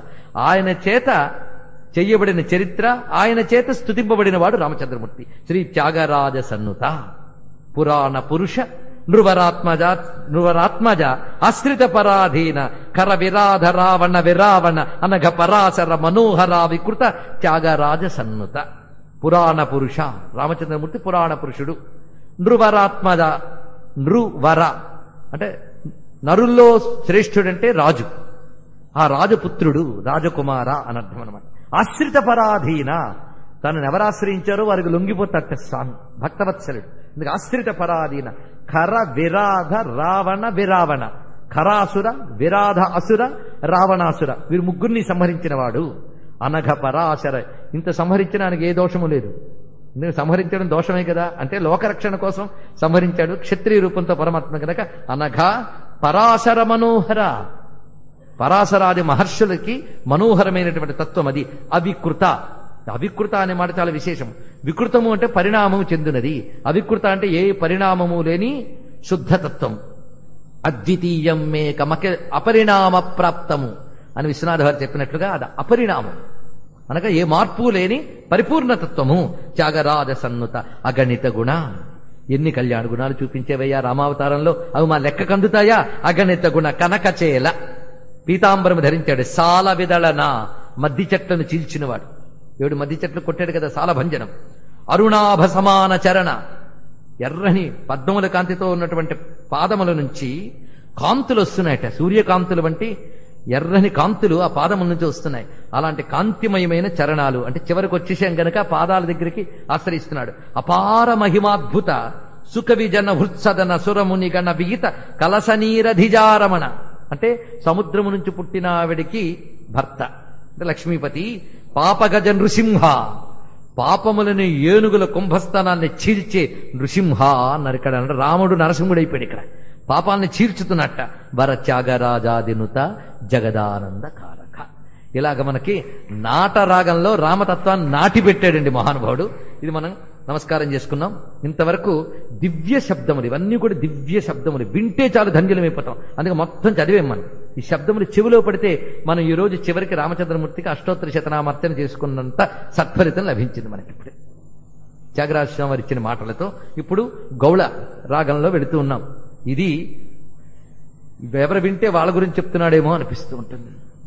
అసలు నేను ఇలాంటి వాడినే అని మనం ఎప్పుడైనా అనుకున్నామా? పోనీ అనుకునే అవకాశం ఎవడైనా ఇస్తాడు, ఓరు దుర్మార్గుడా అని, అప్పుడైనా ఆలోచిస్తామా నిజమే దుర్మార్గంలో ఉన్నానేమో అని? అప్పుడు ఆలోచించాం. ఎందుకంటే మన తప్పులు మనం తెలుసుకుంటే సగం బాగుపడిపోతాం. తప్పులు దిద్దుకునే ప్రయత్నం కూడా అక్కర్లేదు, తప్పులు ఒప్పుకుంటే చాలు. భగవంతుడి దగ్గర తప్పులు ఒప్పుకుంటే దిద్దే పని ఆయన చూస్తాడట. అందుకే అపరాధ సహస్రాన్ని క్రయంత అహర్నిశమ్మయ్య దాసోజిమితి మహామత్వ క్షమస్వ పరమేశ్వర అని. పోనీ 10 మంది దగ్గర చెప్తే పరుగు పోతుందంటే తలుపులు వేసుకుని దేవుడి దగ్గర చెప్దాం, ఏం పోయింది? ఆయన అనుగ్రహిస్తాడు కదా. ఒక్క చోటైనా గుండెను గుమ్మరించుకుందామండి, మనసును కుప్పవద్దాం, నిష్కపటంగా హిపోక్రసీ లేకుండా పరమాత్మ ముందు బయటపడదాం. నిష్కపట భక్తికే నైత్యానుసంధానం ప్రధానంగా ఆధారపడుతుంది. మన తప్పులు నొప్పుకున్నాం. ఒక ఆయన మధ్య అన్నాడు, పాపోహం పాపకర్మాహం పాపాత్మ పాప సంభవ అని. పెద్దవాళ్ళు ఊరికి రాశాడు, తీసేద్దాం, తీసి పుణ్యోహం పుణ్య మార్చుదాం అంటే నీ పాటి తెలివితేటల పెద్దరికి లేవా? ఎందుకు చెప్పారు ఏమిటి? ఎక్కడ చెప్తున్నారు? ప్రదక్షిణ క్రమం. ప్రదక్షిణ చేస్తూ ఉంటే గత జన్మల్లో చేసిన పాపాలు కూడా దగ్ధమైపోతూ ఉంటాయి. ఆ రహస్యం ఉంది ప్రదక్షిణ క్రమంలో. అందుకు పాపోహం పాపకర్మాహం అని పెట్టారు అక్కడ. ఒక్క పూజకే పుణ్యం అయిపోయేటంత గొప్పతనం ఏం మన దగ్గర లేదు. అనేక జన్మల పాపములు మూట కట్టుకున్నాయి, ఎక్కడున్నవి కాదు, అనేక జన్మలలలల ఉన్నాయి. అవన్నీ దగ్ధం కావాలని మనకేం తెలుసు? ఒప్పుకుంటే పోయింది. అవన్నీ నువ్వు తగలబెట్టవయ్యా అని ప్రదక్షిణ చేస్తే ఆయన తగలబెడతాడు. అది అందుకు పాపోహం పాపకర్మాహం అని తల వంచితే అప్పుడు కదా. ఎవడైనా తప్పు చేసినప్పుడు సిగ్గుతో తల వంచుతాడు. తల వంచడమే కావాలి, మన తల అంతా తొందరగా బెండ్ అవ్వదు. తెలగరేసుకు తిరగడం అలవాటైపోయింది. తల వంచడమే నమస్కారం, నమ్రత. ఆ నమ్రత అనేది నైత్యానుసంధానంలో కనబడుతుంది, చాలా అవసరం. ఎందుకంటే కాసింత చదవగానే పండితుడైపోయాడని, ఒక ఉపనిషత్తు మొదటి నుంచి చివరి వరకు చదవగానే తన బ్రహ్మజ్ఞానం అయిపోయినట్టు ఒక్కసారి తలేసి పూజలు చేసేవాళ్ళని పురస్కారాలు చేసేవాళ్ళని అందరినీ తిడుతూ ఉంటాడు వాడు. చాలా మంది ఉంటారు అలాంటి వాళ్ళు. ఇది చాలా ప్రమాదకరం అండి. అదొక అహంకారం, మళ్ళీ అది ప్రమాదమే. పరోక్ష జ్ఞానాహంకారం అంటారు, అది ప్రమాదమే. అందుకే ఎవరి పాండిత్యమేమి నడుచురా అంటాడు స్వామివారు ఇంకో చోట. అందుకే అలాంటివి కూడా మంచి ఇది దుడుకుతనమే. ఆ దుడుకుతనం ఉన్న నన్ను కాపాడడం ఎవడి వల్ల కాదు. అది ఇంత పాపాల చక్రవర్తిని కాపాడగలిగే శక్తి ఎవ్వరికీ లేదయ్యా. అది పోగొట్టగలిగే మహాచక్రవర్తి నువ్వే. అందుకే అపరాధ చక్రవర్తి నేను. తమరో ఎలాంటి అపరాధాన్ని నా దగ్ధం చేయగలిగే గొప్పవారు. వేదాంత దేశకులు అంటారు, అహమస్మిన్ అపరాధ చక్రవర్తి త్వం సుగుణేషు సార్వభౌమ అన్నాడు ఇక్కడ. దయ అనేది సుగుణాల్లోకెల్లా రాజు లాంటిదైతే అది నీ దగ్గర ఉన్న రాజతనం, నా దగ్గర అపరాధాల్లో గొప్పతనం. ఇది ఇద్దరు రాజుల మధ్య పోటీ పెట్టు. నువ్వు ఎంత గొప్పవాడో తెలియాలి అంటే నా పాపాలని ధ్వంసం చేసినప్పుడు తెలుస్తుంది. ఇంత పాపాలు ఉన్నవాడిని ఎవడు కాపాడగలడయ్యా? నువ్వు తప్ప. అందుకే ఎటుల బ్రోతువు తెలియ ఏ తీరుగునను దయజూచెదువు ఎనువంశోత్తమ రామ. వాళ్ళన్న మాటలేవి. ఇంత పాపత్వం ఎవడు కాపాడగలడు? తమరు తప్ప. నువ్వు కూడా వదిలేస్తే ఇంకెవడయ్యా దిక్కు? నా దగ్గరున్న చపలత్వం వల్ల అన్ని పాపాలు చేస్తాను. చపలత్వము, సాహసము ఇవి మన పాపాలకి హేతువు. ఈ రెండే కదా, చపలత్వము, సాహసము.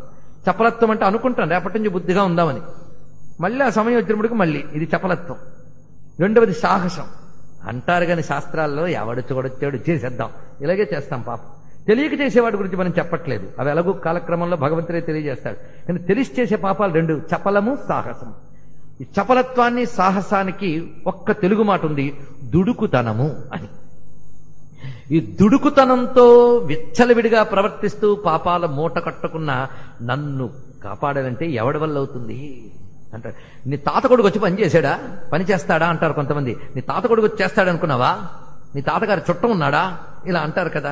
నిజమే, నన్ను కాపాడుకోవడానికి ఏ తాత కొడుకు లేడు, ఉన్నాడు ఇదిగో ఈ తాత కొడుకే అన్నాడు రామచంద్రమూర్తిని చూస్తూ.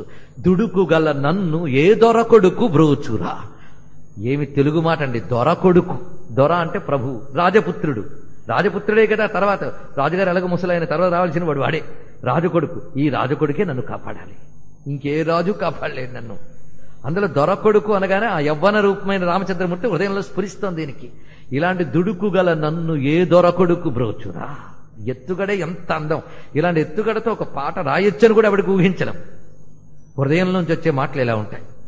ఏమిటయ్యా నీ దగ్గర ఉండి దుడుకుతనం అంటే ఏం చెప్పేది, ఇవాళ ఉండి రేపు పోయేది కాదది. కడు దుర్విషయాకృష్టుడై. ఆకృష్టత అంటే ఆకర్షణ. ఈ దుర్విషయములు ఎంత జాగ్రత్తగా ఉందామనుకుంటాం, ఏదో లౌకిక విషయం ఆకర్షిస్తుంది, అది కడు బాగా లాగేస్తుంది. ఆ లాగేయడంతో దుడుకుతనం గడియ గడియకు నిండారు దుడుకుగల. గడిగడికి మాటి మాటికి కూడా బాగా నిండుగా బాగా కూడినటువంటి దుడుకుతనం అయ్యా నాది అంటూ స్వామివారితో మొరబెట్టుకుంటున్నాడు. ఆ స్వామివారి గొప్పతనం ఏంటంటే శ్రీవనితా హృత్కుముదాబ్జా వాంగ్మానస గోచర. లక్ష్మీదేవి యొక్క హృదయం అనేటువంటి కలువకి చంద్రుని వంటి వాడా, ఇది అర్థం. అంటే రామచంద్రుడు కదా, అందుకే సూర్యుడు అని కూడా చంద్రుడు అన్నారు. ఆహ్లాదకరమైన మూర్తి కనుక చంద్ర శబ్దం వేశారు ఇక్కడ. రామచంద్రమూర్తి ఆహ్లాదకరంగా ఉన్నాడు. ఆహ్లాదం అనగానే చంద్రుడు రాగానే కలువు వికసించాలి. సంపూర్ణంగా రామతత్వాన్ని గ్రహించగలిగింది సీతమ్మ మాత్రమే. మనం కూడా చంద్రుడిని చూస్తాం గాని గుండెంతా తెరుచుకున్న వెన్నెల్ని తాగేది కలువు మాత్రమే. అలాగే రామతత్వాన్ని, రామతత్వం అనే చంద్రికని సంపూర్ణంగా ఆస్వాదిస్తుంది తన హృదయాన్ని విప్పార్చా తల్లి సీతమ్మ. అందుకే శ్రీవనితా హృత్కుముదాబ్జ. ఆ తత్వం ఆ తల్లి ఆస్వాదించగలదు. మనకు అవాంగ్మానస గోచర, మన మాటకి మనస్సుకి అందనటువంటి తత్వం అది. ఇంకా తన దుడుకుతనం ఏంటో చెప్తున్నాడు చూడండి. ఇవి జాగ్రత్తగా పెట్టుకుంటే మనం కూడా భగవంతుడి దగ్గర విచారణ చేసుకోవాలి, ఈ విచారణకు పనికి రావాలి. నిజంగా ఈ ఒక్క కీర్తన మనం గట్టిగా రోజు ఒకసారి చదువుకుని అర్థం చేసుకుంటే మన శుద్ధులమైపోతామండి. రోజు ఎలా స్నానం చేస్తామో అలా కీర్తన అర్థస్ఫురణతో చదువుకోవాలి. ఏమిటయ్యా నా తాలూకు మొదటి పాపం ఏమిటంటే సకల భూతముల యందు నీవై ఉండగా మదిలేకపోయిన దుడుకు. ఇది ఒక్కటి మాట. భగవంతుడు అంతటా ఉన్నాడు బోళ్ళు మాట్లాడతాం. అంతటా ఉన్నవాడు నీలో లేడు, నీలో ఉన్నాడని స్పృహ నీకుందా? ఇదొక్కటి ఆలోచించుకోవాల్సింది. నీలో ఉన్నాడు అని తెలిసాక తప్పు చేస్తామా?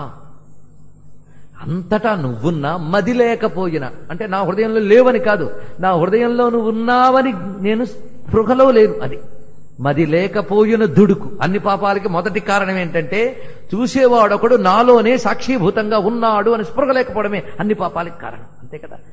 నాలో ఉన్నాడు అంటే మనం రహస్యంగా కూడా దోషం చెయ్యం. ఒక ఆఫీసులో అందరూ విచ్చలవిడిగా కూర్చుని కబుర్లు ఆడుకుంటూ ఉంటారు. వాళ్ళు ఆఫీసర్ 12 గంటలకు వస్తారట, వీళ్ళు 10 నుంచి 12 వరకు కబుర్లే. ఆయన వచ్చేటప్పుడు మాత్రం పని నటిస్తారు. ఒకరోజు 10 గంటలకు ఒకడు వెళ్ళాడు కబుర్లు ఆడుకోవడానికి ఆఫీస్కి, ఉద్యోగస్తుడు. వెళ్ళేటప్పటికి అందరూ పనిలో కూర్చొని జాగ్రత్తగా చేసుకుంటున్నట్టు పని. ఇదేమిటి ఇంత సీరియస్ గా కామ్గా ఎప్పుడు ఆఫీస్ ఉండేదే 10 గంటలకి, 12 గంటలకు మేము సీరియస్ నటిస్తాం. అంతవరకు టేబుళ్ల మీద కూర్చొని కాఫీలు తెగ అల్లరి పెడుతుంటాం. ఏంటి వీళ్ళందరూ ఇలా సైలెంట్గా ఉన్నారు అనుకుని, ఏంటి సంగతి ఇవాళ ఇలా ఉన్నారు అన్నట్ట. లోపల బాస్ వచ్చాడు. 12ంటికి రావాల్సిన వాడు ఇవాళ 10ంటికి వచ్చేసాడు. ఒకసారి సర్ప్రైజ్ విజిట్. లోపల ఉన్నాడు అనగానే ఈయన కూడా కూర్చుని జాగ్రత్తగా పనిచేయడం మొదలెట్టట. పావు గంట ఏప్రిల్ ఫుల్ లోపల లేడన్నట్ట. నిజంగా లోపల ఉన్నాడు అనిపించగానే తప్పు చేయలేదు అనిపించిందే. నీ లోపల వాడు ఉన్నాడు అంటే నువ్వు ఎంత జాగ్రత్తగా ఉండాలి, ఎంత బుద్ధిగా ఉండాలి ఆలోచించండి ఇక్కడ.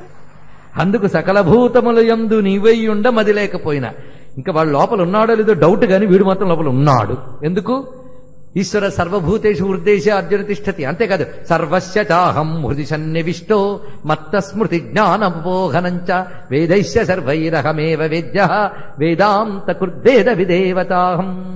అందరి హృదయంలో నేను ఉండడం వల్లే జ్ఞాపకమో మరుపో ఏదో అక్కడ తగలడుతోంది, వెలగబడుతుంది. నేనేం చేయను? ఆయన ఉన్నాడు మన హృదయంలో జ్ఞానరూపుడై.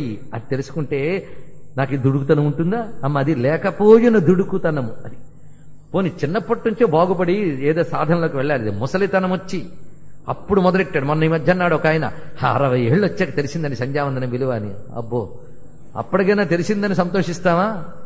లేకపోతే ఇప్పటి వరకు తమ జీవితం ఇలాగ వెలిగిపోయింది అయ్యా అని బాధపడతామా? చెప్పండి ఇక్కడ. అందుకే ఇక్కడ మొదటి నుంచి చెయ్యలేదే అని ఏడవాలండి. ఇప్పుడు జీవితంలో ఇంత ఎలాగో చేయలేదని మానేమని కాదు, కనీసం ఇన్నాళ్ళు చెయ్యలేదని ఏడ్చి ఇప్పుడు ప్రారంభిస్తే ఆ ఏడుపు వల్ల ఎన్నాళ్ళు చెయ్యని దోషం పోతుంది, కరిగిపోయింది అంతే. అదేనా చేయగలగాలి. చేసిన కొద్ది సాధనకే పెద్ద యోగుల్లో పోజులు ఇచ్చామని ఎంత ఆలోచించాలో. అయ్యో చిన్నప్పటి నుంచి చెయ్యలేదే అని బాధపడుతున్నాడు. చిన్ననాటి నుంచి రామభక్తుడైన త్యాగరాజస్వామి చిరుత ప్రాయముల నాడే భజనామృత రస విహీన కుతర్కుడైన దుడుకుతనము. రెండవ దోషం చూడండి. ఏమిటి దోషాలంటే ఇవి దోషాలు. చిన్నతనంలో అప్పటి నుంచే నాకు భజనామృత రసం తెలియదు. రసం అంటే రుచి. ఈ భజన అనే అమృతం యొక్క రుచి తెలియకలేదు చిన్నప్పటి నుంచి. రుచి తెలియకపోవడం ఒక దోషమైతే, దాని గొప్పతనం తెలుసుకోకపోవడం ఒక దోషమైతే, అందులో ఏం గొప్పతనం ఉందండి, ఊరికి చాదస్తం కొద్దీ ముసలాళ్ళు అలా చెప్పారు కదా అని కుతర్కాలు కూడా చేశాను. అది ఒక దుర్మార్గం. నిజంగా రాముడు ఉన్నాడా? రాముడు దేవుడా మానవుడా? నిజంగా రాముడిని పూజిస్తే అంత వస్తుందా? రాముడు ఎందుకండి ఇలా చేశాడు? ధర్మమేనా ఇది? రాముడు ధర్మం గురించి కూడా అడగాల్సినంత గొప్పవాడు అయిపోయావా నువ్వు? ఇదంతా దీనికి ఒక్కటే పేరు, కుతర్కము అని పేరు. ఈ కుతర్కం రెండవ దోషం. రసవిహీనత మొదటి దోషం, అంటే రుచి తెలియకపోవడం ఒక దోషము. రెండవ దోషం ఏంటి? కుతర్కం ఒకటి. ఈ రెండు దోషాలు మహాపాపాలైపోయాయి. భగవద్కోవడం కోసం చేస్తున్నటువంటి పనులు ఇవన్నీ కూడా. పైగా మరొకటి, భగవద్ ధ్యానం చేయవయ్యా, చింతన చేయాలి. ఏముందండి భగవద్ ధ్యానంలో? ఏమైనా సుఖపడ్డమే కదా, సుఖంగానే ఉన్నాను కదా అంటాడు కొంతమంది. సుఖం అంటే వాడి దృష్టిలో ఏమిటి? తన మదిని భూమిని సౌఖ్యపు జీవనమే అనుచు సదా దినములు గడిపే దుడుకుగల. జీవితం అంటే ఏమిటయ్యా అంటే భూమి మీద సుఖపడడం. ఒక ఆయన అన్నాడు, భూమి మీద సుఖపడితే తప్పు లేదురా అని. అంతకు మించిన తప్పు లేదురా అని. తప్పు లేదురా కదా, అలా అనుకోవడానికి మించిన తప్పు లేదురా. ఇది గుర్తుపెట్టుకోండి. ఈ భూమి మీద సుఖం మీసాల తేనె, మీసాలపై తేనె ఉన్నట్టు కనిపిస్తుంది. దానికోసం నువ్వు శాశ్వత సుఖం విడిచిపెట్టి దీనికోసం ప్రయత్నిస్తూ ఉంటావు, జీవితం అయిపోతుంది ఇక్కడ. కానీ శరీరంలో ఇంద్రియాలు పనిచేస్తున్నంత కాలము నన్ను మించిన వాళ్ళు లేడనుకుంటూ ఉంటావు. అది పొగరుమొత్తనం, అది యవ్వన మదం. దానితో వస్తుందండి ఏమిటి? తన మదిని భూమిని సౌఖ్యపు జీవనం. భూమిని సౌఖ్యపు జీవనమే, భూమిని సుఖపడమే పరమార్థం. గాని ఉందో లేదో తెలియని పరలోకం కోసం ధర్మమని, భక్తి అని, యోగమని, దానమని, అబ్బే ఇవన్నీ ఎందుకండి అని ఎన్నాళ్ళు తిరిగి సదా దినములు గడిపే దుడుకుగల నన్ను ఏదోరో కొడుకు బ్రోతురాడు. పాపాలంటే ఏమిటో చెప్తున్నాడు ఇక్కడ. పోని గొప్ప గొప్ప జ్ఞానాలు నేర్చుకున్నా, కానీ ఎవరిని రంజింపజేయడం కోసం జ్ఞానం వినియోగించుకుంటున్నాం? ఇవి నిజంగా ఎలాంటి ప్రశ్నలంటే కొంచెం గట్టిగా ఆలోచించేవాడు గుండె కదిపేస్తాడండి ఇక్కడ మహానుభావుడు. ఆత్మవిచారణ, సెల్ఫ్ ఇంట్రాస్పెక్షన్, ఇది చాలా అవసరం. దాన్ని కుదిపేస్తాడు ఇక్కడ. బోల్డ్ శాస్త్రాలు చదువుతాం. శాస్త్రాలు చదివి ఎవరిని రంజింపజేయడం కోసం. అది లోకంలో మేము చూస్తూ ఉంటాం. అద్భుతమైన శాస్త్ర విషయం తెలిస్తే ఇవాళ ఏంటో మాకు అంత ఆనందం కలగలేదండి, అబ్బో వీళ్ళకి ఆనందం కలిగించడానికి రేపు నేనేం చెయ్యాలి. అప్పుడు కూర్చుని 4 కామెడీలు, 5-6 హ్యూమర్లు, కొన్ని పిట్ట కథలు, కొన్ని పొట్టి కథలు, కొన్ని హాస్యాలు వేసి అందరూ చేస్తూ ఉంటే అబ్బా ఇన్నాళ్ళు నేను చదివిన శాస్త్రానికి వాడు పరమార్థం అయిపోయింది ఏంటి వీళ్ళ ఆనందం. ఇలా అయిపోయినయ్యా జ్ఞానం ఆఖరికి మూర్ఖుల్ని సంతోషపెట్టి వాళ్ళు మురిసిపోతుంటే అబ్బబ్బా నేను జ్ఞాన్ని అయిపోయాను అంటూ ఉంటే, ఎప్పుడు వాళ్ళని మురిపించడం కోసం ఏదవసరమో అదే చదువుకుంటూ తాను తరించడానికి అవసరమైన పై స్థాయికి తాను వెళ్ళక ఇతరుల్ని వెళ్ళనివ్వక దిగజారిపోయినటువంటి వాడిని విద్యల్ని నేను పాడు చేసుకుంటూ తిరుగుతున్నానే, ఇది ఒక దుడుకంటున్నాడు. తర్వాత చరణంలో చూడండి ఇక్కడ. తెలియనంటే మూర్ఖులు. వీళ్ళని పరవశింపజేయని చూస్తున్న నట బిట క్షుద్రులు వనితలు స్వవశమౌట అన్నారు ఇక్కడ. అంటే ఇక్కడ స్త్రీలను అన్నారని మాత్రం దయచేసి అనుకోవద్దు. మహాత్ముల పరిభాష ఏంటో జాగ్రత్తగా తెలుసుకోవాలి. దక్షిణామూర్తి స్తోత్రంలో కూడా ఆయన స్త్రీ బాలాం ధజడోపమా అని అంటాడు. అనగానే స్త్రీలను అవమానించారని కాదు. ఇక్కడ సాధారణంగా మీరు చూడండి, ఆధ్యాత్మిక ప్రవచనాలు వీటన్నిటికీ కూడాను స్త్రీలు పురుషులు అందరూ వస్తారు. కానీ కాస్త ఎవడో వచ్చి ఏదో విభూదిస్తున్నాడో ఏదో అంటే పొలోమని బయలుదేరేది మాత్రం అమ్మలక్కలే.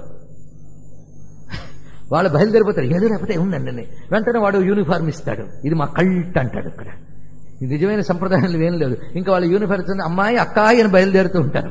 బయలుదేరి ఏం చేస్తారు, మధ్యాహ్నం పూట భర్తలు ఏదో తిన్నో తినకో ఆఫీసుకి వెళ్ళిపోతారు. వీళ్ళు బయలుదేరి వీళ్ళు తలుపు తట్ట వాళ్ళు తలుపు తట్ట, మాకు పరలోకమునందున్న ప్రభు ఒక పుస్తకం ఇచ్చాను, మీరు దీనిలో చేరుడు అని బయలుదేరిపోతారు. వీళ్ళు ముందు వాళ్ళు మారుస్తారు. అలా ఎవ్వడు చూడండి, కల్ట్ అంటే ఎవడు పెట్టినా వాడు మాట్లాడుతూ బో అని బయలుదేరుతారు. వీళ్ళు ఎక్కువ మంది రావాలని వాళ్ళ తాపత్రయం. ఎవరికి? నిన్న మొన్న బయలుదేరి సన్యాస వేషం వేసుకున్న వాళ్ళకి కూడా.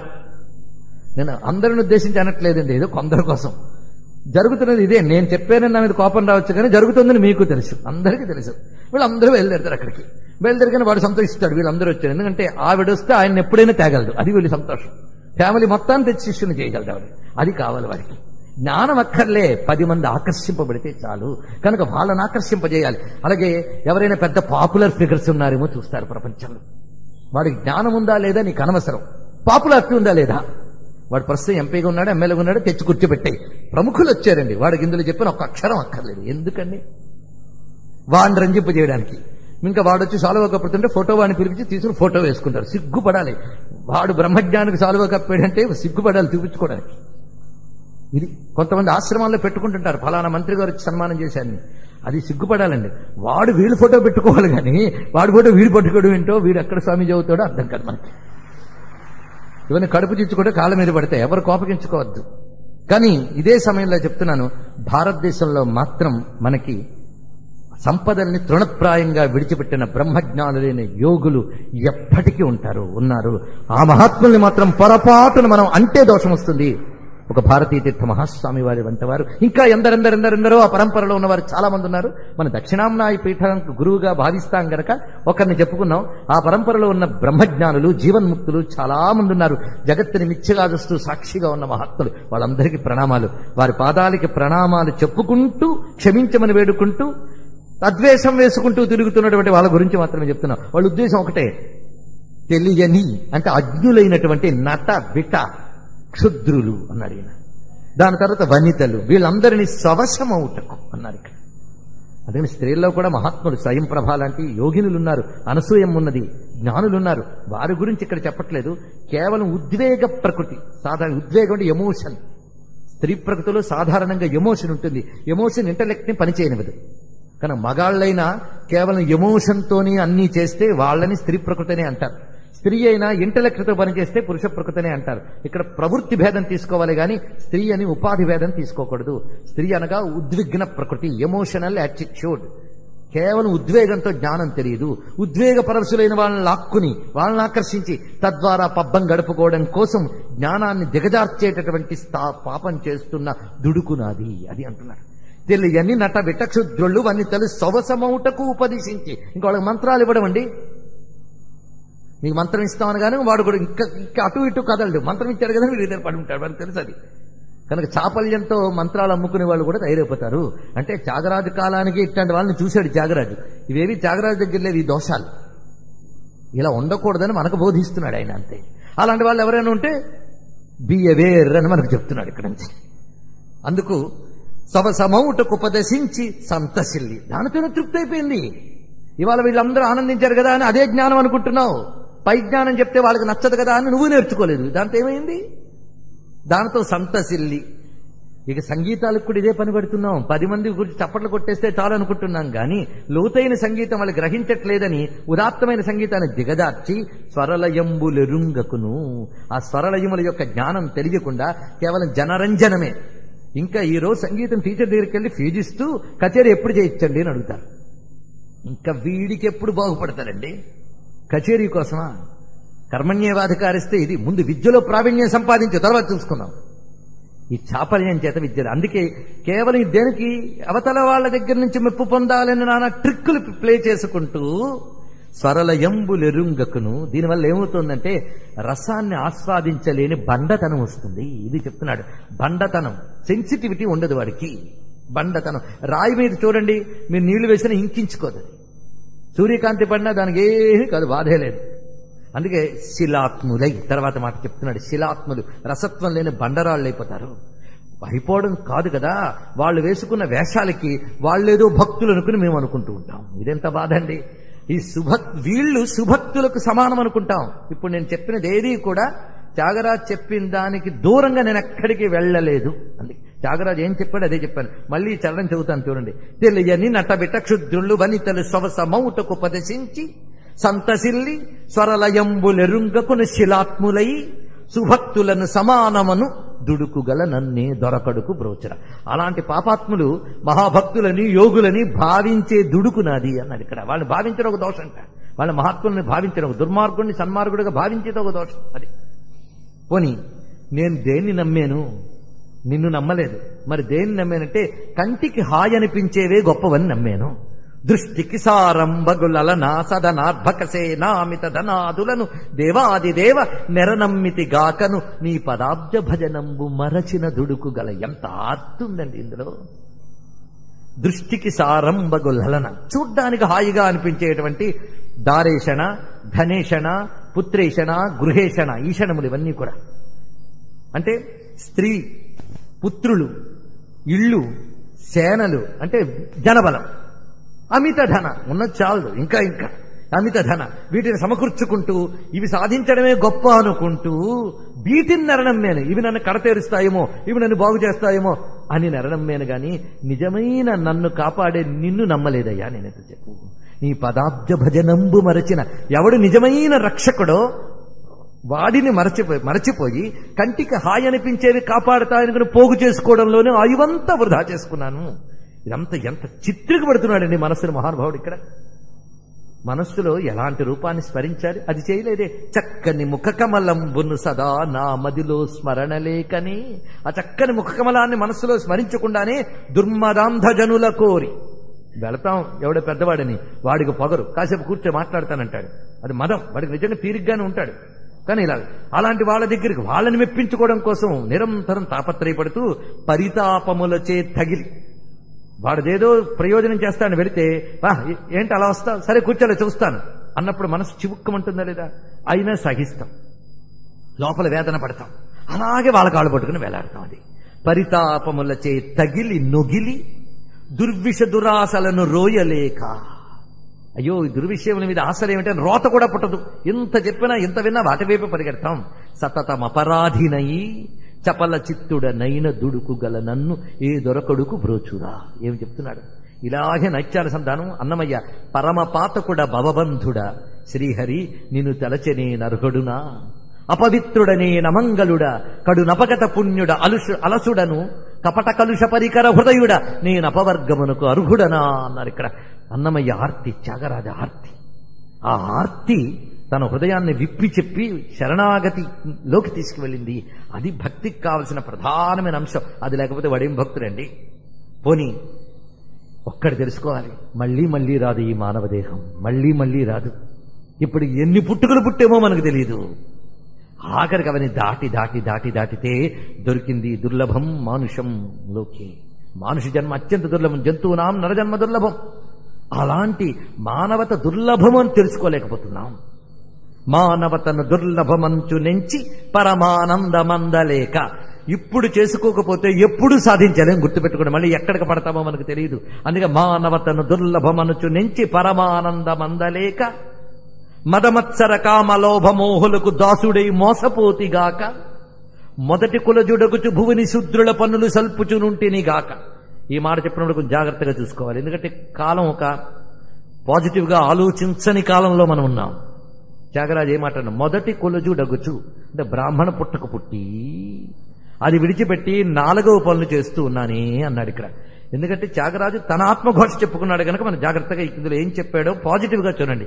ఇంత మహాత్ముణ్ణి ఒక్క మాట సరిగ్గా అర్థం చేసుకోలేకపోతే పక్కన పెట్టేస్తారు కొంతమంది దురాత్ములు. అందుకు ఈ మాట కొంచెం జాగ్రత్తగా చూడాలి. ఎందుకంటే బ్రాహ్మణుడు ఒక ప్రధానమైన బాధ్యత ఉంది. బ్రాహ్మణత్వం పుట్టుకతో వచ్చే గొప్పతనం మాత్రమే కాదు, వాడికి ఒక బాధ్యత ఉంది. అదేమిటంటే తాను తపస్సుని, మంత్రాన్ని, ధర్మాన్ని తాను కాపాడాలి. ఇది వాడి బాధ్యత. దేశాన్ని కాపాడడానికి సోల్జర్స్కి ఎలాంటి బాధ్యత ఉన్నదో వీడికి అలాంటి బాధ్యత ఉంది. సోల్జర్స్ సుఖాలు కూడా పరిత్యజించి ఆ చలిలో, ఆ యూనిఫారంలో ఆ జుట్టు గొరిగించుకుంటూ ఎంత కష్టపడతారో, దేశాన్ని రక్షించడంలో వాళ్ళు ఎంత త్యాగంతో ఉండాలో, ధర్మాన్ని, మంత్రాన్ని, దైవశక్తిని కాపాడడంలో వీళ్ళు అలా జీవించాలి. ఇది నియమం. అలా త్యాగంతో ఉండకుండా వాళ్ళు భోగం కోసం వెళితే వాళ్ళు పతనమే. అలాగ త్యాగంతో ఉంటూ గురు బాధ్యత అంటే గురువుగా తాను ధర్మాన్ని సంపూర్ణంగా పాటిస్తూ వీళ్ళకి ధర్మాన్ని బోధించాలి. ఇప్పుడు అక్కడ సోల్జర్ జాగ్రత్తగా ఎప్పటికప్పుడు జుట్టు క్షవరం చేయించకుండా జాగ్రత్తగా ఎక్సర్సైజ్ చేస్తూ ఉంటాడు, వాడు బాగా చేస్తాడు. మనమా అంత చేయక్కర్లేదు కానీ మనం చెయ్యాలి, అవునా లేదా? మనం బాగా చేయడం కోసం అలాంటి వాళ్ళని ఆదర్శంగా తీసుకుంటే తప్పులేదు. అదేవిధంగా మిగిలిన వాళ్ళు చిన్న చిన్న పొరపాట్లైనా చేయొచ్చు కానీ ఆ స్థానంలో ఉన్నవాడు అసలు ఎప్పుడూ పొరపాటు చేయకూడదు. ఎందుకంటే మేడ మీద ఉన్నవాడు కొంచెం కాలు జారితే కింద పడ్డాడా మరి లేవడు, వాడు ఇంకా జాగ్రత్తగా ఉండాలి. ఎందుకంటే ఆదర్శ స్థానంలో ఉన్నవాడు ఇంకా జాగ్రత్తగా ఉండాలి. అందుకే సమాజాన్ని జ్ఞాన మార్గంలో నడపవలసిన గురుస్థానంలో ఉండవలసినటువంటి బ్రాహ్మణ పుటక పుట్టి నేను అది విడిచిపెట్టి ఇంకోలా ఉంటున్నాను అని వేదనపడ్డాడు. నిజానికి త్యాగరాజాల లేడండి, ఇదంతా చూసి ఇలా ఉన్నాడనమాట అని డిసైడ్ చేయదు. ఇక్కడ మన ఘోష అనుకున్నా ఇది. ఇందులో ప్రధానమైన అంశం ఏంటంటే శూద్రత్వం అంటే ఇక్కడ జాతిపరమైన అర్థం తీయకూడదు. ఎందుకంటే మళ్ళీ మహాభారతంలోకి రండి, అక్కడ చెప్తాడు బ్రాహ్మణుడైనప్పటికీ తపస్సుని పరిత్యజించి స్వధర్మాన్ని పరిత్యజించి నిజము శూద్రు కంటే నీచతముడు. ఇది మాట చెప్పారు, వాడు నీచతముడు. ఒకవేళ శూద్రుడి సధర్మ పాలన చేస్తూ, సధర్మం తనకి విధింపబడిన వర్ణాశ్రమ ధర్మ పాలన చేస్తూ భగవద్భక్తుడై సాత్విక జీవితం గడిపితే వాడు విప్రుని కంటే ఉత్తముడు అని చెప్పాడు. కనుక ఇక్కడి జాతివాచకం తీసుకోకూడదు. సుఖం మరిగితే శూద్రత్వం అని సామెత ఉంది. అంటే భౌతిక సుఖాలే పరమార్థం అనుకుంటూ బ్రతకడమే శూద్రత్వము, అంతేగాని జాతిపరంగా వచ్చినటువంటి లక్షణం కాదు ఇది. అలా ఎవడు బతికినా వాడు శూద్రుడే, అది తీసుకోవాలి. అందుకే మొదటి కొలుదుడగుచు భువుని శూద్రుల పనులు సల్పుచునుంటిని గాక అంటే శూద్రత్వం అంటే ఇంకా చెప్పాలంటే సదాచారాన్ని విడిచిపెట్టుట, దురాచార అనాచారములు అవలంబించుట, ఇదే శూద్రత్వం అంటే. ఇది ఎవడు పాటించినా వాడు శూద్రుడే, జన్మతః మాత్రమే కాదు, ఇది తెలుసుకోవాల్సింది. అలాగ చేస్తూ సదాచారాన్ని విడిచిపెట్టి ఉన్నటువంటి వాడను. నరాధములను రోయ రసవిహీనమైనను సాధింప తారుమారు. దీనికి కొంచెం పాఠాంతరం ఉంది. నరాధరములను రోయ సారహీన మతములను సాధింప తారుమారు అన్నారు ఇక్కడ. ఇక నరాధములను రోయ అన్న బదులు నరాధములను కోరి అని కూడా మాట ఉన్నది. అంటే నేను వెతుక్కుంటున్నది ఎవరిని అంటే నరాధములను వెతుక్కుంటూ తిరుగుతున్నాను, ఎవడు ఉద్ధరిస్తాడా అని పనికిమాలిన వాళ్ళని వెతుక్కుంటూ చేస్తున్నది ఏంటంటే సారహీన మతములను సాధింప. ఇప్పుడు జరుగుతుంది అదే, నేను చెప్పక్కర్లేదు. సారవంతమైన ధర్మంలో పుట్టి అది విడిచిపెట్టి సారహీన మతముల వైపు వెళుతూ తారుమారు. తారుమారు అంటే చెయ్యాల్సింది చెయ్యకపోవడం, చెయ్యకూడనిది చేయడం, ఇది తారుమారు అంటే. అంటే విధిని వదిలేయడం, నిషేధాన్ని పాటించడం. అది విధిని వదిలేయడం, నిషేధాన్ని పాటించడాన్ని అధర్మం అంటారు. విధిని పాటిస్తూ నిషేధాన్ని వదిలివేస్తే ధర్మం అంటారు. ధర్మాధర్మాలకు ఇదే డెఫినేషన్. కానీ విధి నిషేధాలను తారుమారు చేసేయడమే తారుమారు అని మాట వేశాడు. ఈ తారుమారు దుడుకు గల నన్ను ఏ దొరకొడుకు బ్రోచురా. ఏమిటయ్యా ఇంతకాలం ఏం చేసావు, బతుకు ఏమైపోయింది, తర్వాత చూస్తా ఉంటూ చాలా అయిపోయింది, రేపు రేపు రేపంటూ చాలా గడిపేశాం, ఇంకా మిగిలిందంతా పొద్దు వాలిపోతోంది. ఎక్కడున్నాం మనం ఆలోచించుకుంటే నా బతుకు ఎలా గడిచింది. సతులకు కొన్నాళ్ళు, ఆస్తికై సుతులకై కొన్నాళ్ళు, ధనతతులకై తిరిగి తినయ్యా. కొన్నాళ్ళు కుటుంబం సంపాదించుకోవడం, తర్వాత కుటుంబం కోసం సంపాదించుకోవడం. ఇది మొట్టమొదటి నుంచి తాపత్రయం ఏంటంటే తొందరగా చదివి ఉద్యోగం తెచ్చుకోవాలి, ఉద్యోగం తెచ్చిన ముందు పెళ్లి చేసుకోవాలి, కుటుంబ సంపాదన. దాని తర్వాత దాన్ని పోషించడం కోసం సంపాదించుకోవాలి, తర్వాత సుతుల్ని సంపాదించుకోవాలి, తర్వాత వాళ్ళందరి కోసం కూర్చుని బాధపడుతూ ఉండాలంతే. ఇలాగే అయిపోయిందయ్యో బతుకంతా. నీకోసం ఏం చేశాను, నిన్ను సంపాదించుకోవడానికి ఏం చేశాను. సతులకు కొన్నాళ్ళు, ఆస్తికై సుతులకు కొన్నాళ్ళు, ధన తతులకై తిరిగి తినయ్యా త్యాగరాజాప్త. ఇటువంటి దుడుకు గల నన్ను. ఈ కొన్నాళ్ళు అని ఎన్ని చెప్పాడో తెలుసా మీకు? ఈ కీర్తనలో కొన్ని చెప్పాడు, కానీ కొన్నాళ్ళు కీర్తన కూడా చెప్పాడు. మీకు ఓపికంటే నేను చెప్తా, అది కూడా త్యాగరాజ కీర్తన. చెప్పనా? మనల్ని పిక్చర్ తీసి చూపిస్తున్నాడు, స్కానింగ్. నిన్నటి వరకు రాముడిని మనం చూసాం, ఇవాళ మనల్ని మనం చూపిస్తున్నాడు ఆయన ఇక్కడ. పొద్దుపోయేను శ్రీరాముని, పొద్దుపోయేను శ్రీరాముని పూని భజింపవే మనసా. పొద్దుపోయేను, పొద్దు వాలిపోతుంది, ఏం చేసావు, ఏం జాగ్రత్త పడ్డావు? అయ్యయో ఆయపో కాలము అంటాడు అన్నమాచారి. ఇదే మాట. ఎలా గడిచిందయ్యా జీవితం? నిదురచే కొన్నాళ్ళు, నేరముల కన్నాళ్ళు, ముదిమిచే కొన్నాళ్ళు మోసపోతి, కదిసి కోరినను గతకాలంబు వచ్చునే అంటాడన్నమాచార్య. ఆ కొన్నాళ్ళు అన్నమయ్య అన్నాడు. చాగయ్య అంటున్నాడు, పొద్దుపోయేను శ్రీరాముని పూని భజింపవే మనసా, నిద్దుర చేత కొన్నాళ్ళు, విషయ బుద్ధుల చేత కొన్నాళ్ళు పొద్దుపోయేను. అంతేనా? పొద్దున లేచి త్రితాపములను నరులను పొగడి పొగడి కొన్నాళ్ళు, పట్టి ఎద్దురీతి కన్నతావున భుజయించి ఏమి తెలియక కొన్నాళ్ళు. ఏం చెప్పాడు? పట్టి ఎద్దురీతి కన్నతావున భుజించి. చాగయ్య గట్టివాడేనండి. ఎద్దుల్లాగా ఎక్కడ కనబడితే అక్కడ తినేవాళ్ళం. అక్కడ ఫాస్ట్ ఫుడ్ కనబడింది, మరొక చోట మరో హోటల్ కనబడింది, మరి తినేద్దాం. అలాగే కనిపించిన చోటల్లా తింటే ఆ తిన్న దోషాలన్నీ మనసుకు బట్టి దుర్బుద్ధులు పుడతాయి. అలాంటి వాళ్ళకి ఉపన్యాసం చెప్పిన అర్థం కాదు. ఎందుకంటే ఆహారం కలుషితమవడంలో బుద్ధి కలుషితమైంది. కలుషితమైన బుద్ధికి జ్ఞానం అర్థం కాదు, లేచిపోవాలనిపిస్తూ ఉంటుంది. ఏం చేస్తాం? అది చెప్తున్నాడు ఇక్కడ. ఎద్దు రీతి. ఎద్దుకు చూడండి, వెళ్తుంటే ఏది కనిపిస్తే వెంటనే పరిగెడతాయి. అలా ఉంది మన పని. ఎద్దు రీతి కన్నతావున భుజించి ఏమీ తెలియక కొన్నాళ్ళు. కొంతమందికి పెద్దలు చెప్తారు, ఈ టైంలో ఇది చేసుకోరా బాబు అని. అప్పుడు తెలియదు, కొన్నాళ్ళు అయ్యాక అంతా వేస్ట్ చేశానండి. అలాంటి వాళ్ళని చూపిస్తున్నాడు ఇక్కడ. ముద్దుగ తోచు భవసాగరమున, ముద్దుగ తోచు, ముద్దు లేదు ఇక్కడ, ముద్దుగ తోచు భవసాగరమున మునిగి తేలుచు కొన్నాళ్ళు. పద్దుమాలిన, పద్దు అంటే హద్దులే, పద్దుమాలిన పామరజనులతో వెర్రి పలుకులాడుచు కొన్నాళ్ళు. పనికి మాలిన కాలక్షేపాలు. బోర్ కొడుతుంది, ఎవడని వస్తే బాగుండు. ఇది బోర్ కొడుతుంది ఏంటో అర్థం కాదు మనకి. ఎవడూ లేకపోతే హాయిగా జపం చేసుకోవచ్చు, కానీ పనికిమాల కబుర్లు ఏముండదండి. అందుకే పద్దుమాలిన పామరజనులతో వెర్రి పలుకులాడుచు కొన్నాళ్ళు. ఒక్కోసారి వాడుంటాడు ఒక ఇంట్లో, పడుకుంటాడో గదిలో, అయిపోయింది. మరో 4-10 ఇళ్లు కట్టుకుని చూసుకుంటూ మురిసిపోతుంటట. ముదమున్న ధనతనయాగారముల చూచి ముదము చేత కొన్నాళ్ళు, అందు చెదరిన ఎంత శోకార్ణవగతుడై, అందులో ఏదిపోయినా మళ్ళీ ఏడుపులో పడిపోయి అందు చెదరిన ఎంత శోకార్ణవగతుడై జాలి చెందుటయు కొన్నాళ్ళు. దీనితో పాటు ఎదటి పచ్చ చూచి తాళలేక.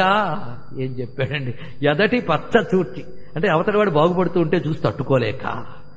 చక్కటి తెలుగు మాట. ఎదటి పచ్చ చూచి తాళలేక తా నిలను తిరుగుట కొన్నాళ్ళు, ముది మది తప్పిన వృద్ధతనముచే ముందు వెనక తెలియకయే కొన్నాళ్ళు. ముసలి తర్వాత వస్తుంది అది, ఏది ముసలితనం, అన్నీ మర్చిపోతూ ఉంటాడు, ఏది గుర్తుండదు. దానితో కొన్నాళ్ళు. యాగాది కర్మములను చేయవలెను అలసట చేత కొన్నాళ్ళు. ఏదో పనికి మాలిన కర్మలు అలా చేసుకుంటూ కర్మలంపటులై తిరుగుతూ కొన్నాళ్ళు. అందు రాగలోభములతో అపరాధములు చేసి రాజశమున కొన్నాళ్ళు. యజ్ఞయాగాలు చేసినప్పుడు కూడా రాగలోభ దోషాలే. యజ్ఞం ఎందుకు చేసావంటే యజ్ఞం నాకేదో కావాలని, మరో యజ్ఞం వాడేదో అయిపోవాలని. ఇలాగే ఇలా రాగలోభములతో అపరాధములు చేసి రాజసమున కొన్నాళ్ళు.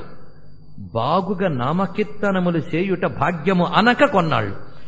ఆయన నామకీర్తన చేసుకోవాలంటే అది ఏమిటండి అని అది చేయకుండా కొన్నాళ్ళు.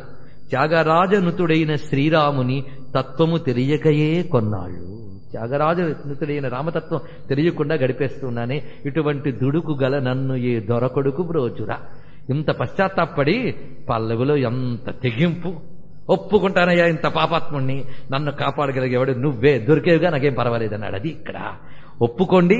అదేవిధంగా రాముడున్నాడు అని ధైర్యంగా ఉండాలి. అదొక్కడిక్కడ.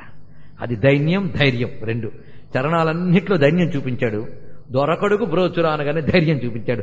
రాముడున్నాడు, ఎలాంటి పాపాలనైనా సంహరించగలిగే తారకమంత్రం ఉంది, రామనామం ఉంది, రామచరిత్ర ఉంది, రామరూపం ఉంది. అందుకు ఆ వాటితో ఆయన అనుకున్న సాధిస్తాడు. సాధించడానికి ఆయన వచ్చాడు.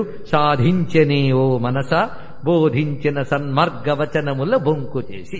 ఇది ఒక చిత్రమైన కీర్తన అండి. ఎవరికి తోచినట్టు వాళ్ళు చక్కగా వ్యాఖ్యానించుకునే చిత్రమైన కీర్తన. ఆరభిరాగం. త్యాగరాజు భావమేమిటో తెలుసుకోవడం కోసం పడ్డ యాతన ఇంత అంతా కాదు. రామచంద్రమూర్తి పాదాలు పట్టుకుంటే గాని తెలియబడదు. ఎందుకంటే మహాత్ములు సమాధి స్థితి నుంచి పలుకుతారు కొన్ని ట్రాన్స్లోంచి. మనకు అర్థమయ్యేలా రాయడానికి ఏదో మాలాంటి బాధాపరమైన స్థితిలో వాళ్ళు ఉండరు. వాళ్ళ ఎక్స్టసీలోంచి, ఆ తన్మయత్వంలోంచి చెప్తుంటారు. మనం కావాలంటే అందుకోగలగాలి. ఏమిటి ఇందులో చెప్తున్నాడు? 2 రకాల భావాలున్నాయి. సాధించని ఓ మనస. సాధించాడయ్యా రామచంద్రమూర్తి మొత్తానికి. మనం అనుకుంటాం సాధిస్తున్నాడయ్యా అని లోకంలో. ఇంకా కొన్ని తెలుగు పలుకుబడులు మిగిలి ఉన్నాయని నేను అనుకుంటున్నా. పెద్దవాళ్ళు చాలా మంది ఉన్నారు. అందులో మనం మంచి తెలుగు భూమి అయినటువంటి గోదావరి తీరంలో ఉన్నారు కనుక మీకు నేను ఎక్కువ చెప్పక్కర్లేదు. అందులో ఎక్కువ మంది పెద్దవాళ్ళు వచ్చారు కనుక మరి చెప్పక్కర్లేదు. లేదా పిల్లల వల్ల తెలుగు మర్చిపోతే నేనేం చేయలేను. సాధిస్తున్నాడండి అంటాం. సాధిస్తున్నాడంటే ఏడిపిస్తున్నాడు. ఒకంతటా మనం ఏం చేయలేకనే హింసిస్తున్నాడని, ఎంత సాధించేవరా బాబు అని అంటూ ఉంటా. సాధిస్తాడు కానీ సాధించని ఓ మనసా అని సాధిస్తున్నాడండి. ఈ సాధింపు ఎలా ఉందంటే ఏడిపించడం. బోధించిన సన్మార్గ వచనముల్లో బొంకు చేసి తాను చెప్పిన మాటలే తానే తప్పిపోయి మరీ సాధిస్తున్నాడు. ఏమిటి తాను చేసిన మాటలు అంటే భగవంతుడు అనుగ్రహించడంలో ఆలస్యం అయిపోతుందని బాధపడుతూ ఉంటాడు భక్తుడు. నిజానికి ఆయన ఆలస్యం కాదు, వీడి తొందరతనం. అది భగవంతుడు ఆలస్యం చేయలేదు, తొందరగా చేరిపోవాలని వీడి తాపత్రయం. ఈ తొందరతనం మంచిదే, దాంతో ఎందుకు వస్తాడు. ఆ తొందరపాటుతనం ఈ దగ్గర తొందరగా అనుగ్రహించవయ్యా, నువ్వు కావాలయ్యా అని ఆర్తిది. ఆ ఆర్తితో అంటున్నాడు, నువ్వేం చెప్పావు, బోధించిన సన్మార్గం ఏంటి, భగవద్గీతకి వెళ్ళాలి. అది అనమాట. అందులో ఏం చెప్పేవయ్యా నువ్వు, మయితే తేషు చాప్యహం, వారి యందు నేనుంటాను, నా యందు వారుంటారు. నమే భక్త ప్రణశ్యతి, నా భక్తులు నశించిపోరు. సర్వధర్మాన్ పరిత్యజ్య మామేకం శరణం వ్రజ, అహం త్వా సర్వ పాపేభ్యో మోక్షయిష్యామి మా శుచః, ఏడవకు, నేను కాపాడుతాను. ఇవన్నీ తాను చెప్పిన సత్యవచనములు కదా.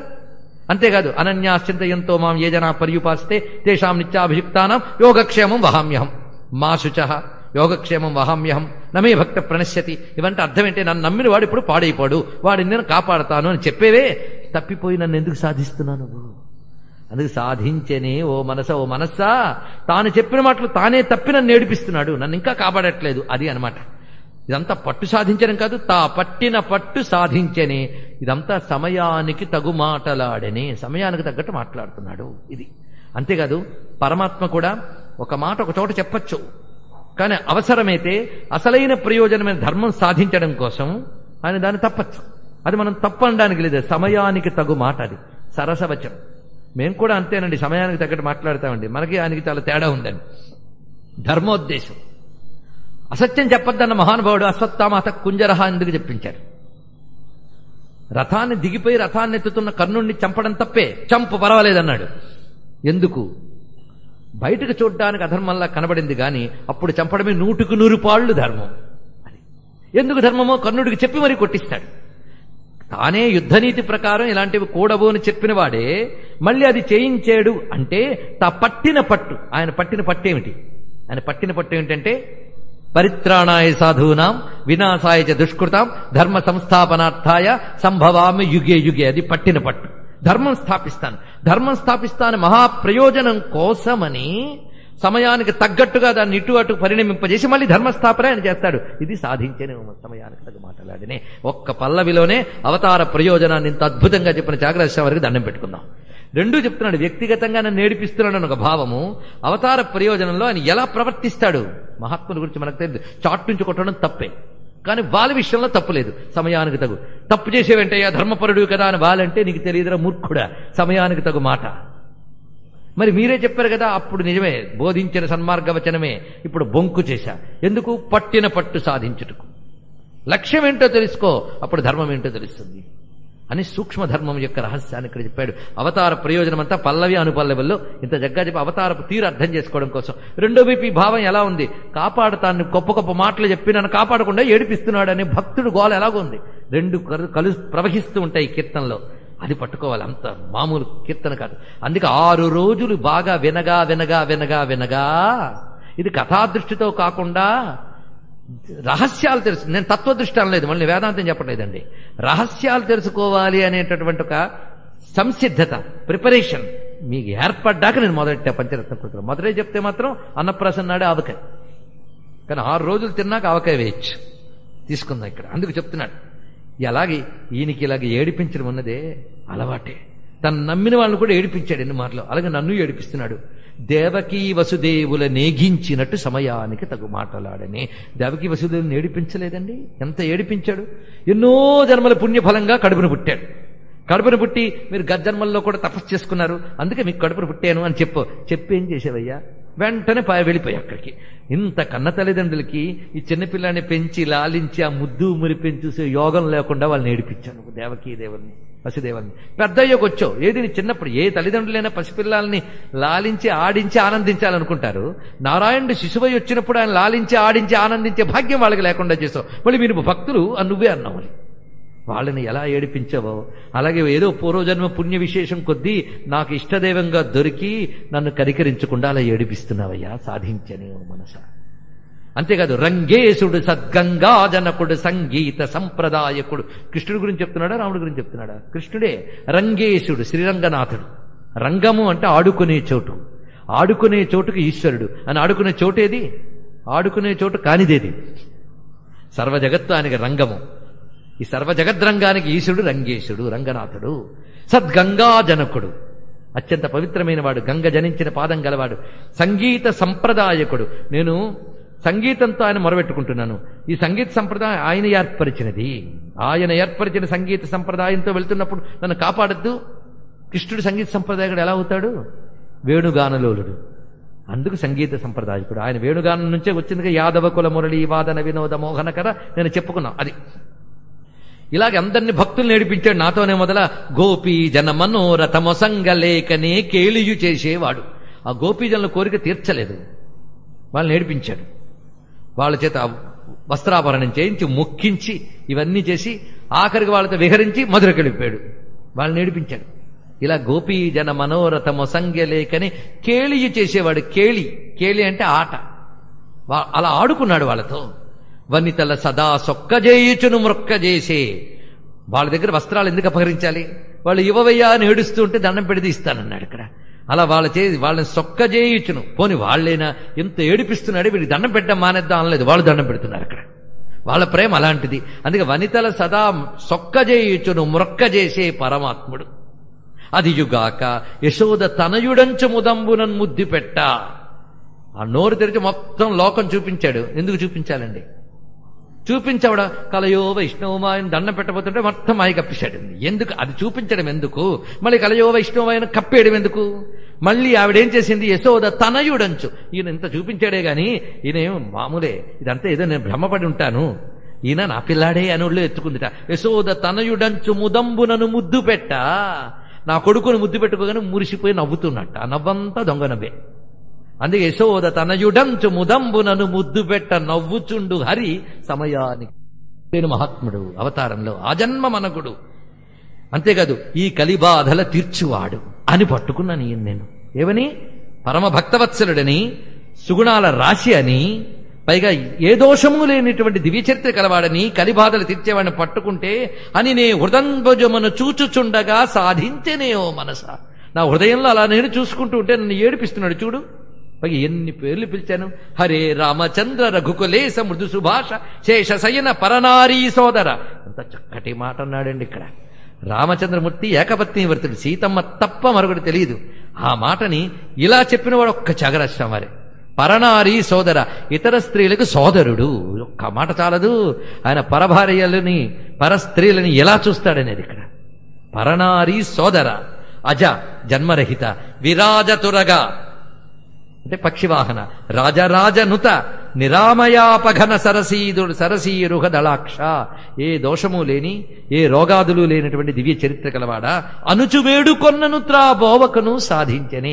ఇన్ని పిలుచుకున్నా ఇలాగే చేస్తున్నాడు. ఎన్ని పిలిచాను నేను. శ్రీ వెంకటేశ సుప్రకాశ సర్వోన్నత సజ్జన మానస నికేతన కనకాంబరధర లసన్మకుట కుండల విరాజిత హరే అనుచునే పొగడగా త్యాగరాజ గేయుడు మానవేంద్రుడైన రామచంద్రుడు. ఇంతవరకు అసలు చెప్తున్నదంతా గోపీజన మనరోధమని కృష్ణుడు, చివరి లాక్కొచ్చి రామచంద్రుడు అన్నాడు ఇక్కడ. త్యాగరాజ్ చేత గానం చేయబడ్డ రాముడు సమయానికి తగు మాటలాడని. అయితే ఊరికనే కాదు, నాకు ఒక బోధ చేశాడు ఆయన జీవితంతో, ఆయన గీతతో. ఏమిటంటే సద్భక్తుల నడతలిట్లనని, సద్భక్తులు ఇలా ఉండాలి అని ఆయన చెప్పాడు. అలా ఉండే ప్రయత్నం మనం చెయ్యాలి. మొత్తం అవతార పరమాత్మ అంతా చూపించాడు. పరమాత్మ ఎప్పుడు ఎలా ప్రవర్తిస్తాడనేది నువ్వు చెప్పలేవు. ధర్మం స్థూలంగా ఏదో కనబడుతుంది గ్రంథముల ద్వారా, అది స్వామి ఇచ్చాడు. కానీ ధర్మరక్షణ కోసం వాటిని సూక్ష్మ ధర్మములుగా నీకు పైపైకి చూస్తే అధర్మంలా అనిపించేటట్టు ధర్మాన్ని పాటిస్తాడు స్వామి. అది దీనిలో అవతార రహస్యములన్నీ చెప్పేశాడు. చెప్తూ ఆయన చేసిన బోధ, తన గాథ ద్వారా చేసిన బోధ ఏమిటంటే సద్భక్తుల నడతలు ఇట్లనని. సద్భక్తులు ఇలా ఉండాలి. ఎలా ఉండాలంటే భక్తి యోగంలో చెప్పిందంతా గుర్తుపెట్టుకోండి. అలా ఉండాలి, అందులో చెప్పిన వాళ్ళు ఉండాలి. అలా ఉండాలని బోధించి అమరికగా నా పూజ గొనని. చక్కగా నేను చేసిన పూజ అంతా స్వీకరించాడు స్వామి. ఇన్నాళ్ళు నేను చేసిన పూజ నాకు చెప్పాడంటే అలుక వద్దననే. అలుక వద్దు అన్నట్ట. అలగవద్దయ్యా బాబు నా మీద, నేనేది చేసినా ఒక పరమార్థం చేస్తాను, అలగవద్దు. అంతేకాదు అలక అంటే కోపం, కోపాది దుర్వికారాలు వదులుకో అని నాకు బోధిస్తున్నాడు. విముఖులతో చేరబోకుమననే, ఇది ముఖ్యమైన ఉద్దేశం. భక్తులకు ఆయన బోధిస్తున్నది ఏంటంటే భగవంతుడంటే గిట్టని వాళ్లతో స్నేహం చెయ్యరాదు. గుర్తుపెట్టుకోండి, చాలా ప్రధానమైన విషయం. అందుకో మహాత్ముడు చెప్తాడు, అగ్నిలోనేనో కూర్చోమంటే కూర్చుంటాను కానీ నాస్తికులతో మాత్రం స్నేహం చేయనన్నాడు. ఎందుకంటే ఆ దుస్సంస్కారం సోకిందా చెడిపోతాం మనం. గుర్తుపెట్టుకోండి ఇక్కడ. అందుకు స్త్రీధన నాస్తిక వైరి చరిత్రం న శ్రవణీయం న స్మరణీయం. కాముకతతో కూడిన స్త్రీ సాంగత్యము, శత్రువుల గురించి ఆలోచన, ధనాల గురించి కబుర్లు, నాస్తికులతో సహవాసం భక్తుడికి కూడదు అని భక్తి సూత్రాల్లో నారదుడు చెప్పిన ఒక ఫార్ములా. గుర్తుపెట్టుకోండి. అందుకే ఇక్కడ చెప్తున్నది ఏంటి, విముఖులతో చేరబోకుమననే. మరి సృష్టిలో కష్టాలు వస్తూ ఉంటాయే, భక్తుడికి తీసేస్తాడా అంటే వెతగలిగిన తాళుకొమ్మననే. ఇది చాలా ముఖ్యం. వెత కలుగుతుంది, సహించు. తితీక్ష, తితీక్ష అంటే సహనము. సహనం జ్ఞానానికి ప్రధానమైన సోపానం. సహనం లేనివాడు ఏది సాధించలేడు. అంతేగాని వాళ్ళు పూజ చేస్తూ రేపేదో జరగలేదు వదిలేస్తే వాడు తరించలేడు. అందుకే తితీక్ష, సహనం. వెతగలిగిన తాళుకొమ్మనని. తాళుకోలేకపోతే ఆయన ప్రార్థించు, నీ మనస్సుకి ఆయనే బలాన్ని ఇస్తాడు, మనోబలం ఇస్తాడు. ఆయన బాహ్యేంద్రియాల్ని అంతరింద్రియాల్ని నిగ్రహించుకోగలిగే బలం స్వామి ఇస్తాడు. అందుకే తర్వాత నుండి దమశమాది సుఖదాయకుడగు శ్రీ త్యాగరాజనతుడు. దమము శమము. దమము అంటే బాహ్యేంద్రియాలను నిగ్రహించడం, శమము అంటే అంతరింద్రియాలను నిగ్రహించడం. ఈ రెండింటిని నిగ్రహించితే వచ్చే సుఖం రాముడిస్తాడు నీకు. నీ ప్రయత్నం నువ్వు చేసి శరణ వేడితే నీ ప్రయత్నం సఫలం చేసి అనుగ్రహిస్తాడు రామచంద్రమూర్తి. ఇది ఇందులో చెప్పినటువంటి గొప్ప మాట. అందుకు అవతారం అంటే ఏమిటి, బోధ అంటే ఏమిటి, అనుగ్రహం అంటే ఏమిటి అనేది అత్యద్భుతంగా ఈ దివ్యమైన 3వ కీర్తనలో చెప్పాడు. తర్వాత కీర్తన వరాళిలో వెళ్తున్నాం. సాక్షాత్కార సౌందర్యం, భగవంతుడిని చూస్తే ఎలా ఉంటుంది అనే అనుభూతి. ఇది ఊహ కాదు, అనుభూతి. ఎవరిది? త్యాగరాజ స్వామి వారిది. భగవంతుడి సొగసు ఎలాంటిదంటే ఒకసారి చూసి రెండోసారి చూస్తే తగ్గిపోయేది కాదుట. కన కన రుచిరా. ఎంత అందమైన ఎత్తు కూడా. కన కన రుచిరా. కన అంటే చూస్తూ ఉండగా, కన కన చూస్తూ చూస్తూ ఉండగా రుచిరా, ఇంకా రుచి పెరుగుతుంది. అయ్యా రాముడి గురించి తెలుసుకుంటూ ఉంటే ఇంకా రుచి పెరిగిపోతుంది, ఇంకా వినాలనిపిస్తుంది, ఇంకా చూడాలనిపిస్తుంది, ఆయన వదలాలనిపించదు. కన కన రుచిరా కనకవసన. కన కన కనక శబ్దములు ఏం నడుపుతాడో సౌందర్యం. కన కన రుచిరా కనకవసన. ఓ పీతాంబరధారి, నిన్ను కన కన రుచిరా. ఎలా చూస్తే రుచి వస్తుందో చూడండి. మీరు చెప్పారు కానీ నాకేం రుచి కలగలేదండి. ఇదిగో చూడడం ఎలాగో తిరగాలి. దిన దినమును మనసున చనవున నిన్ను కనకన రుచిరా. దిన దినమును అంటే విడవకుండా ప్రతిరోజు రాముణ్ణి ధ్యానం చేసుకుంటాలి. అంతేగాని ప్రవచనాలు చెప్పినప్పుడు మాత్రమే కాదు. దిన దినమును ఎక్కడ? మనసున కన. మనసులో చూసుకో.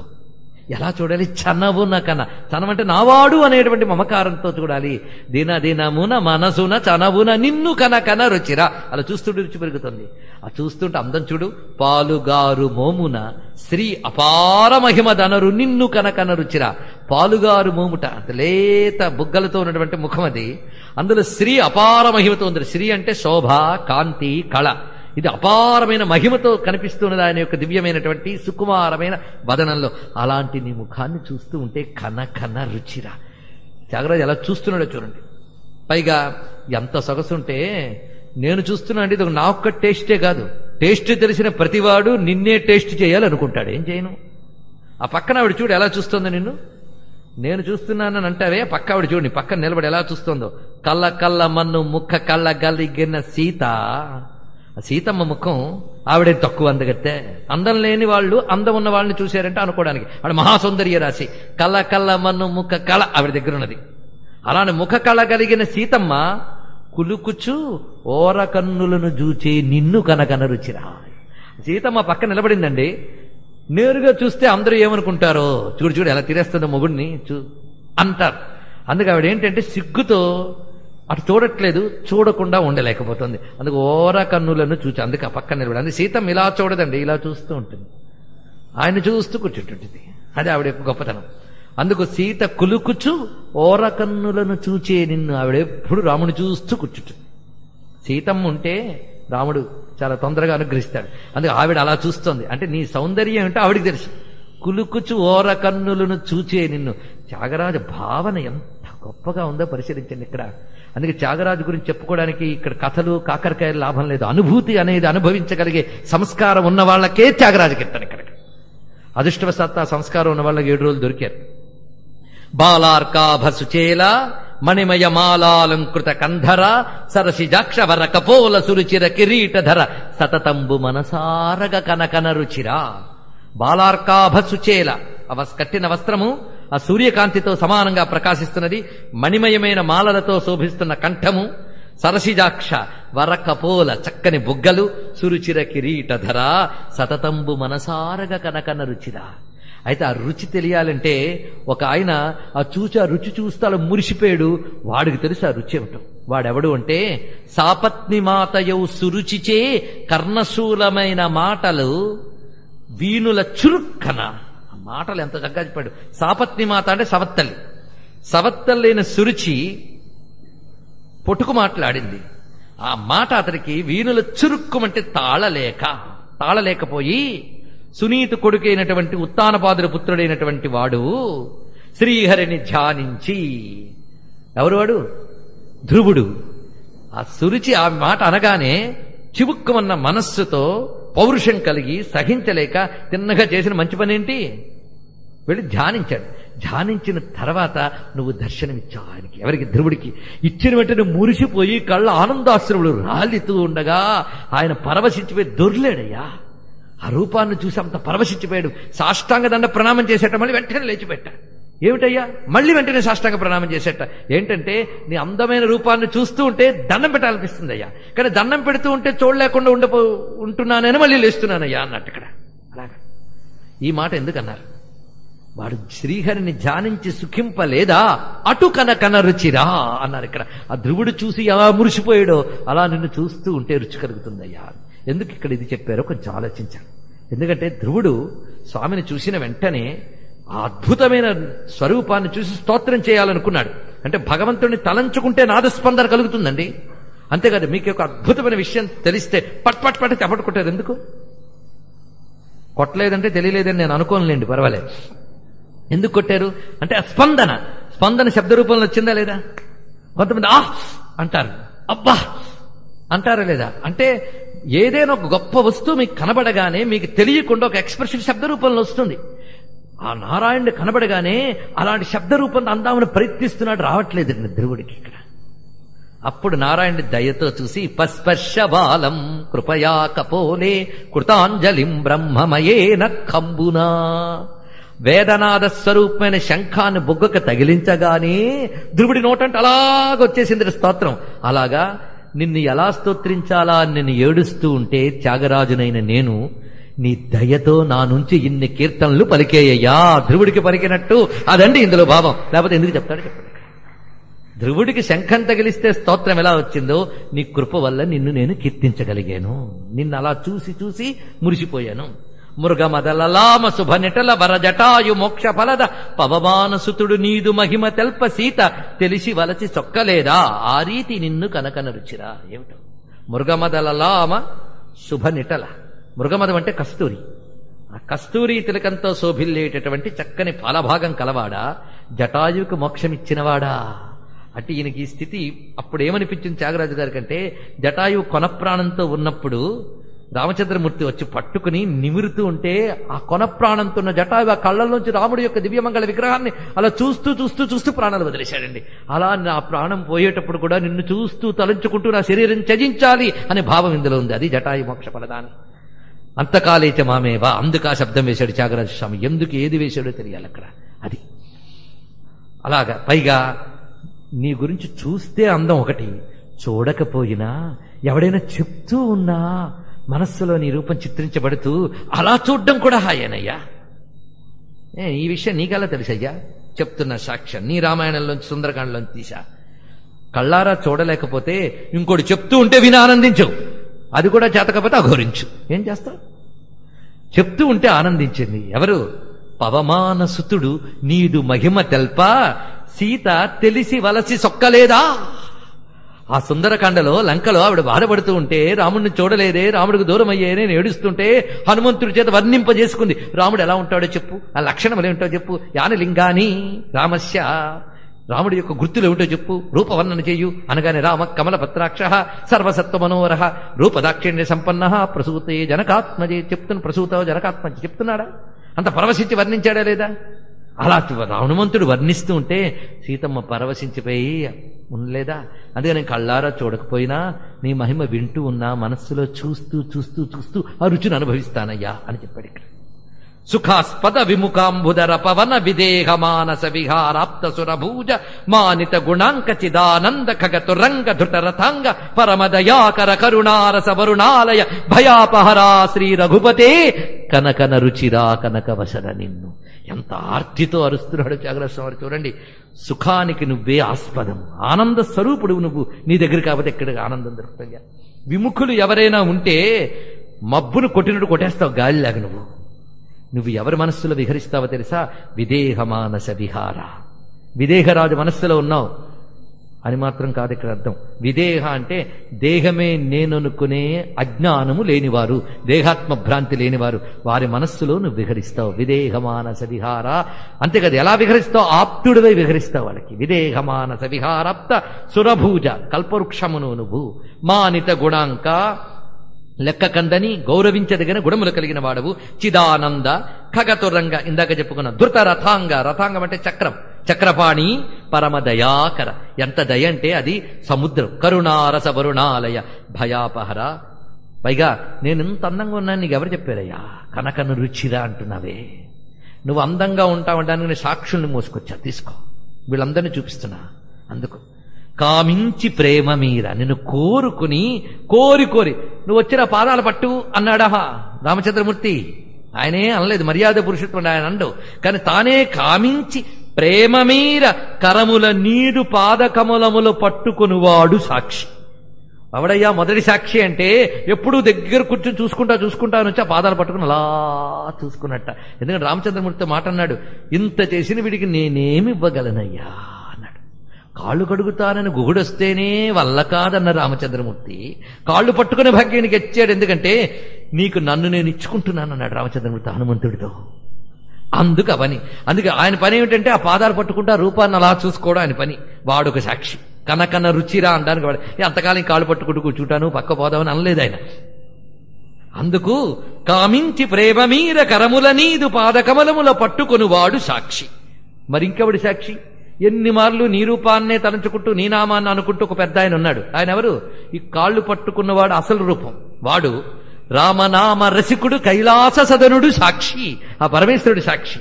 అంతేకాదు వాళ్లే కదా ఇంకా చాలా మంది సాక్షులు ఉన్నారు. మరియు నారద పరాశర సుఖ సౌనక పురంధర నగజాధరజ ముఖ్యులు సాక్షి కాద సుందరేశ సుఖ కలశాంబుది వాసాస్థితులకే కనకన రుచిరా. ఇది గొప్ప మాట అన్నాడండి. సుఖ కలశాంబుది వాసాస్థితులకే. ఈ మాట అర్థం కావడం మామూలు విషయం కాదు. బ్రహ్మానంద సముద్రంలో మునిగిపోయిన బ్రహ్మవేత్తలు కూడా నీ దివ్యమంగళ విగ్రహాన్ని చూసి పరవశించిపోతారు అంతే. లేకపోతే సుఖయోగిందులు కృష్ణుడు మాట వినగానే పరవశించిపోయాడు ఎందుకు? ఇది భాగవతంలో ఆత్మారామశ్చమనయో నిర్గంధావప్యురుక్రమే కుర్వంచహీతికిం భక్తిం ఇత్థం భూతగుణో హరిహి అన్నాడు.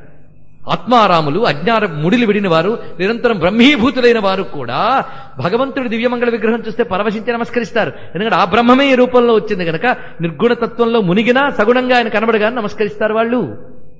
ఈ రహస్యం సుఖయోగేంద్రుడు చెప్పారు. అదే చెప్తున్నారు మన పోతర గారు. ధీరులు నిరపేక్షులు ఆత్మారాములు నైన మునులు హరిభజనము నిష్కారణమసేయుదురు నారాయణుడట్టివాడు నవ్య చరిత్ర.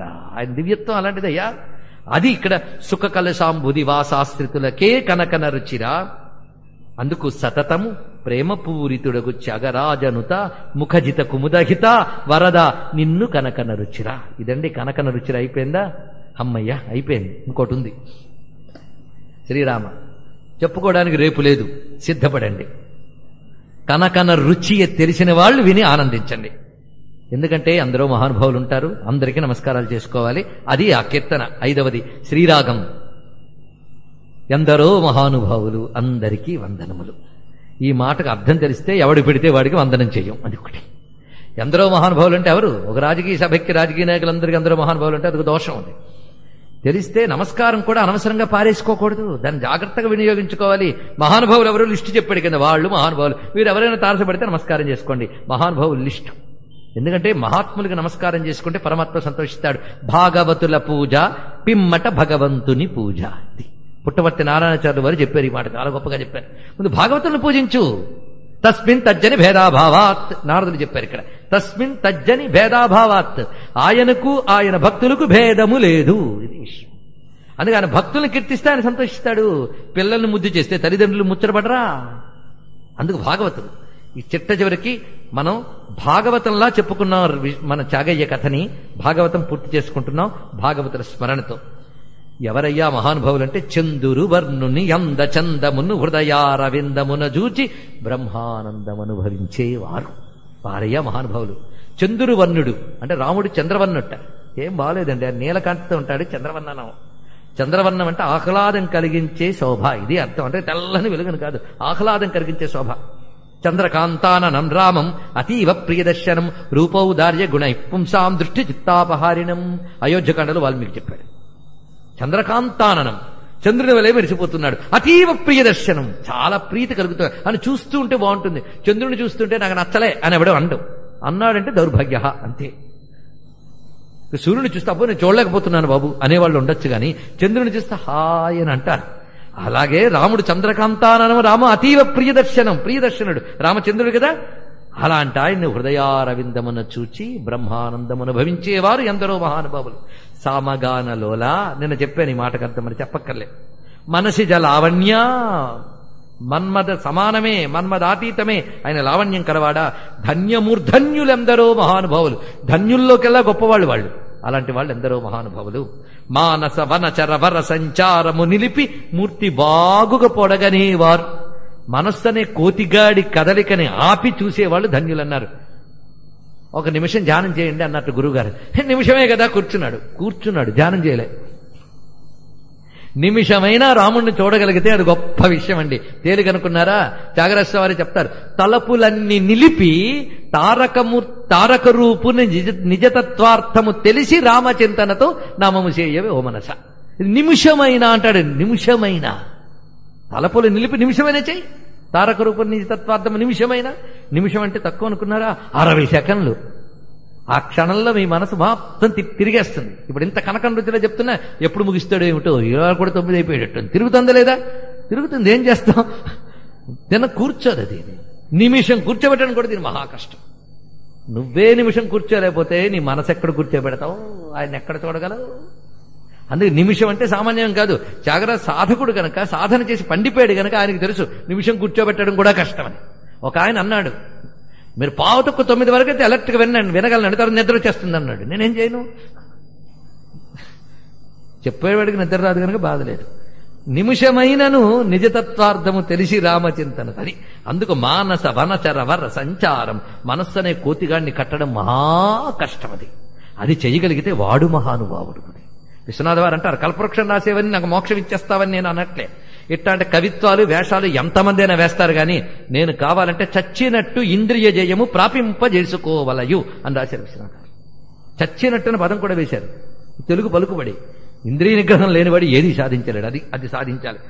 అంతేకాదు, సరగుణ పాదములకు స్వాంతమును సరోజమును సమర్పణము చేయువారు ఎందరో మహానుభావులు. మనస్సు నిగ్రహించాక ఆ మనపద్మాన్ని సమర్పణ చేయాలి. స్వాంతమును సరోజము. శంకరుడు చెప్పినట్టు గభీరే కాసారే విశ్వవిజనే. ఎంత చెప్తాం? హృదయ పద్మం ఆయనకి ఇవ్వాలి. ఎలా ఇవ్వాలి? రేపిద్దామండి, ఇవాళ కొంచెం బిజీగా ఉన్నా. సరగుణ, అది అనమాట. సరగుణ, స్పాంటేనియస్, వెంటనే ఇవ్వు, ఆలస్యం లేదు. సరగుణ పాదములకు స్వాంతమను సరోజమును సమర్పణము చేయువారు ఎందరో మహానుభావులు. వెంటనే హృదయ పద్మాన్ని రామార్పణం చేసిన వారు మహానుభావులు.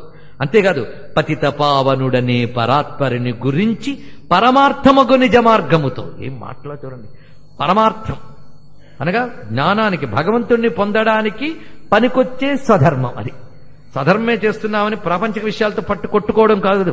భగవంతుడిని చేర్చడానికి పనికొచ్చే స్వధర్మాన్ని పాటిస్తూ, అందుకే పరమార్థమగు నిజ మార్గముతోనూ పాడాలి. అంటే కానీ సంకీర్తనలు చేస్తున్నాను కదా అనేసి ధర్మాలు వదిలేయమని చెప్పలేదు ఇక్కడ.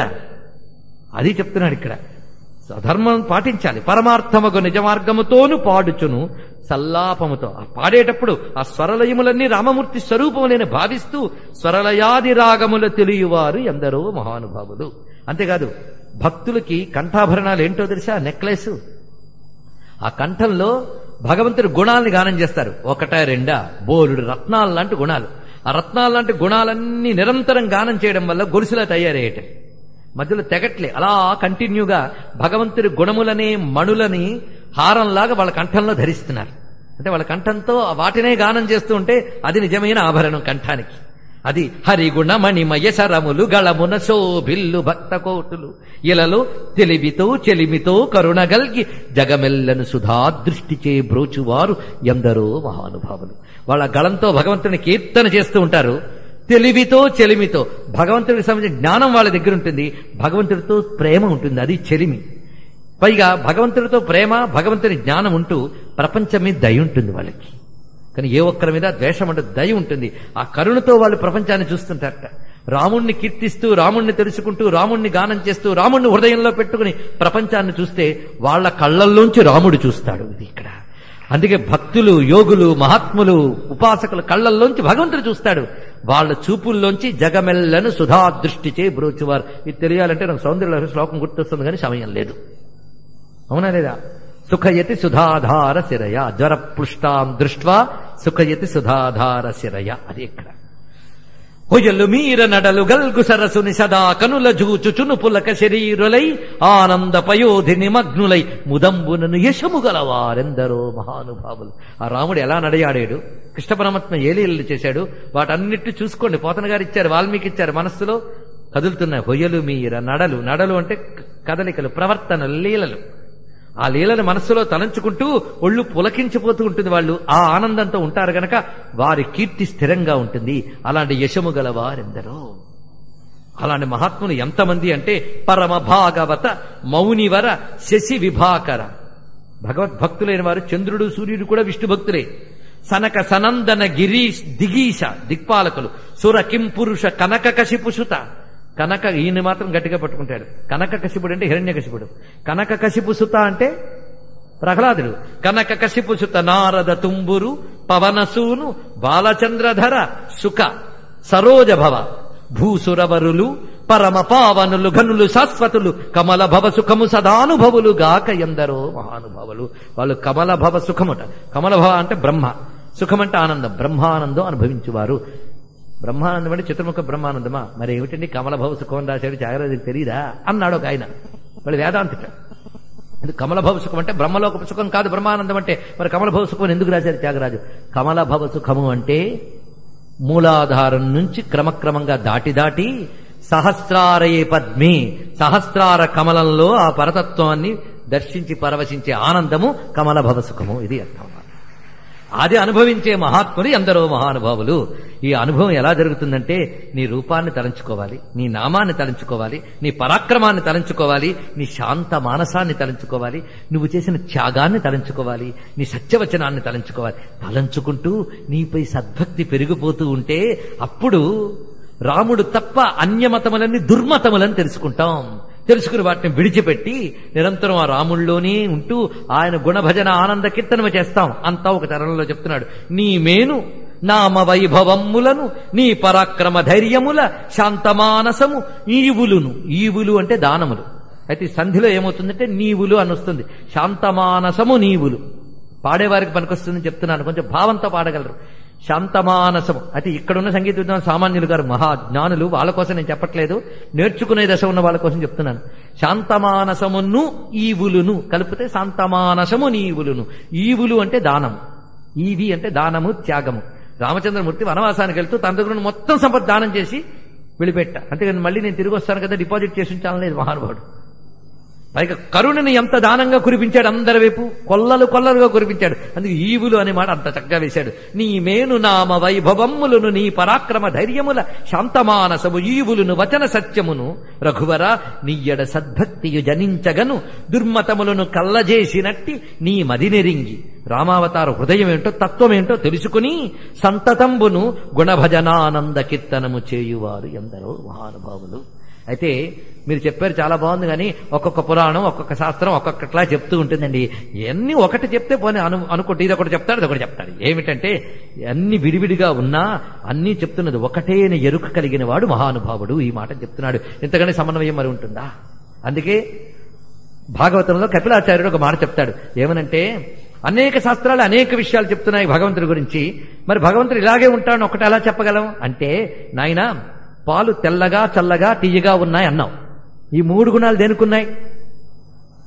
పాలకున్నాయి. అయితే తెల్లగా ఉందని చెప్పడానికి దేనివల్ల చెప్పగలిగావు? కంటి వల్ల చెప్పగలిగావు. తీయగా ఉందని చెప్పింది దేనివల్ల? నాలిక వల్ల చెప్పగలిగావు. చల్లగా ఉందని చెప్పడం దేనివల్ల? ముట్టుకోవడం వల్ల తెలిసింది, స్పర్శ వల్ల తెలిసింది. 3 తెల్లగా ఉందని చెప్పింది తీయగా ఉందని చెప్పలేదు, తీయగా ఉందని చెప్పింది చల్లగా ఉందని చెప్పలేదు. అవునా లేదా? లేదా తీయగా ఉందని చెప్పింది తెల్లగా ఉందని చెప్పలేదు. అవునా లేదా? ఇప్పుడు 3 ఇంద్రియముల ద్వారా తెలుసుకున్న దాన్ని కలిపి ఒకటే అని ఎలా తెలుసుకున్నావో, అనేక శాస్త్రముల ద్వారా కలిపింది చెప్పి ఒకే పరమేశ్వరుని తెలుసుకో. అంత అద్భుతంగా చెప్పాడు చూడండి. అది ఇక్కడ చెప్తున్నాడు. భాగవత రామాయణ గీతాది శృతి శాస్త్ర పురాణపు మర్మములన్ శివాది షణ్మతముల గూఢములన్. ఇప్పుడు అందరికి అవసరం ఇది. అంటే నిన్న మొన్న మీరు గణపతి పూజ చేసుకుంటూ కొత్తగా పెద్ద ఆయన వచ్చాడు కదా, వెళితే ఇక్కడ నుంచి గణపతిని పూజించొద్దు అనంటే వాడు మనకొద్దు అనండి. అంతేగాని మీరు ఇలాంటివన్నీ చెయ్యొద్దు. సనాతనమైన పరంపరలను విడిచిపెట్టద్దు. అన్ని ఒకటని తెలుసుకోండి.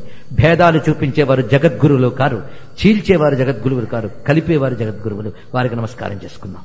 అందుకే భాగవత రామాయణ గీతాది శృతి శాస్త్ర పురాణపు మర్మములన్ శివాది షణ్మతముల గూఢములన్.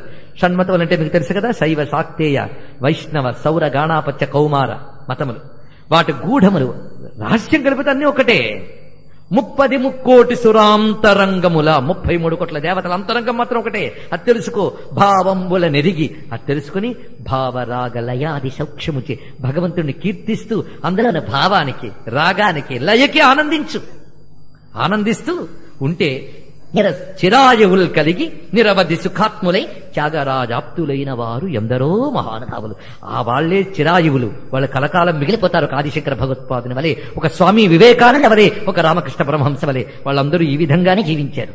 ఈ విధంగా రహస్యాన్ని పట్టుకుని అన్నిట్లో ఉన్న ఏకసూత్రాన్ని పట్టుకుని అన్నిటి కలపగలిగిన మహాత్ములు వాళ్ళు. వాళ్ల వలే చిరాయువులు కలిగి వాళ్ళు పొందిన ఆనందం నిరవధి సుఖాత్ములై, నిరవధి సుఖం అంటే బ్రహ్మానందం అనుభవించిన మహాత్ములు వాళ్లే త్యాగరాజుకు ఆప్తులు. అంటే నేను వారి మార్గాన్ని అనుసరించాను అని చెప్పుకున్నారు. ఇక్కడ వారు నా గురువులు అని చెప్పడం. త్యాగరాజు ఆప్తులైన వారు వారికి నేత్తుని అంటే వారు నన్ను ప్రేమగా చూస్తున్నారు. చిట్ట చివరికి ఒక మాట అంటున్నారండి. ఇది నిజానికి ముగింపు చరణం. ఇక్కడ గతి కూడా మారుతుంది. ముఖ్యమైన మాట. ప్రేమ ముప్పిరిగొని వేళ. ఎన్ని కావాలంటే ఒక్కడి చాలుట. ప్రేమ ముప్పిరిగొని వేళ.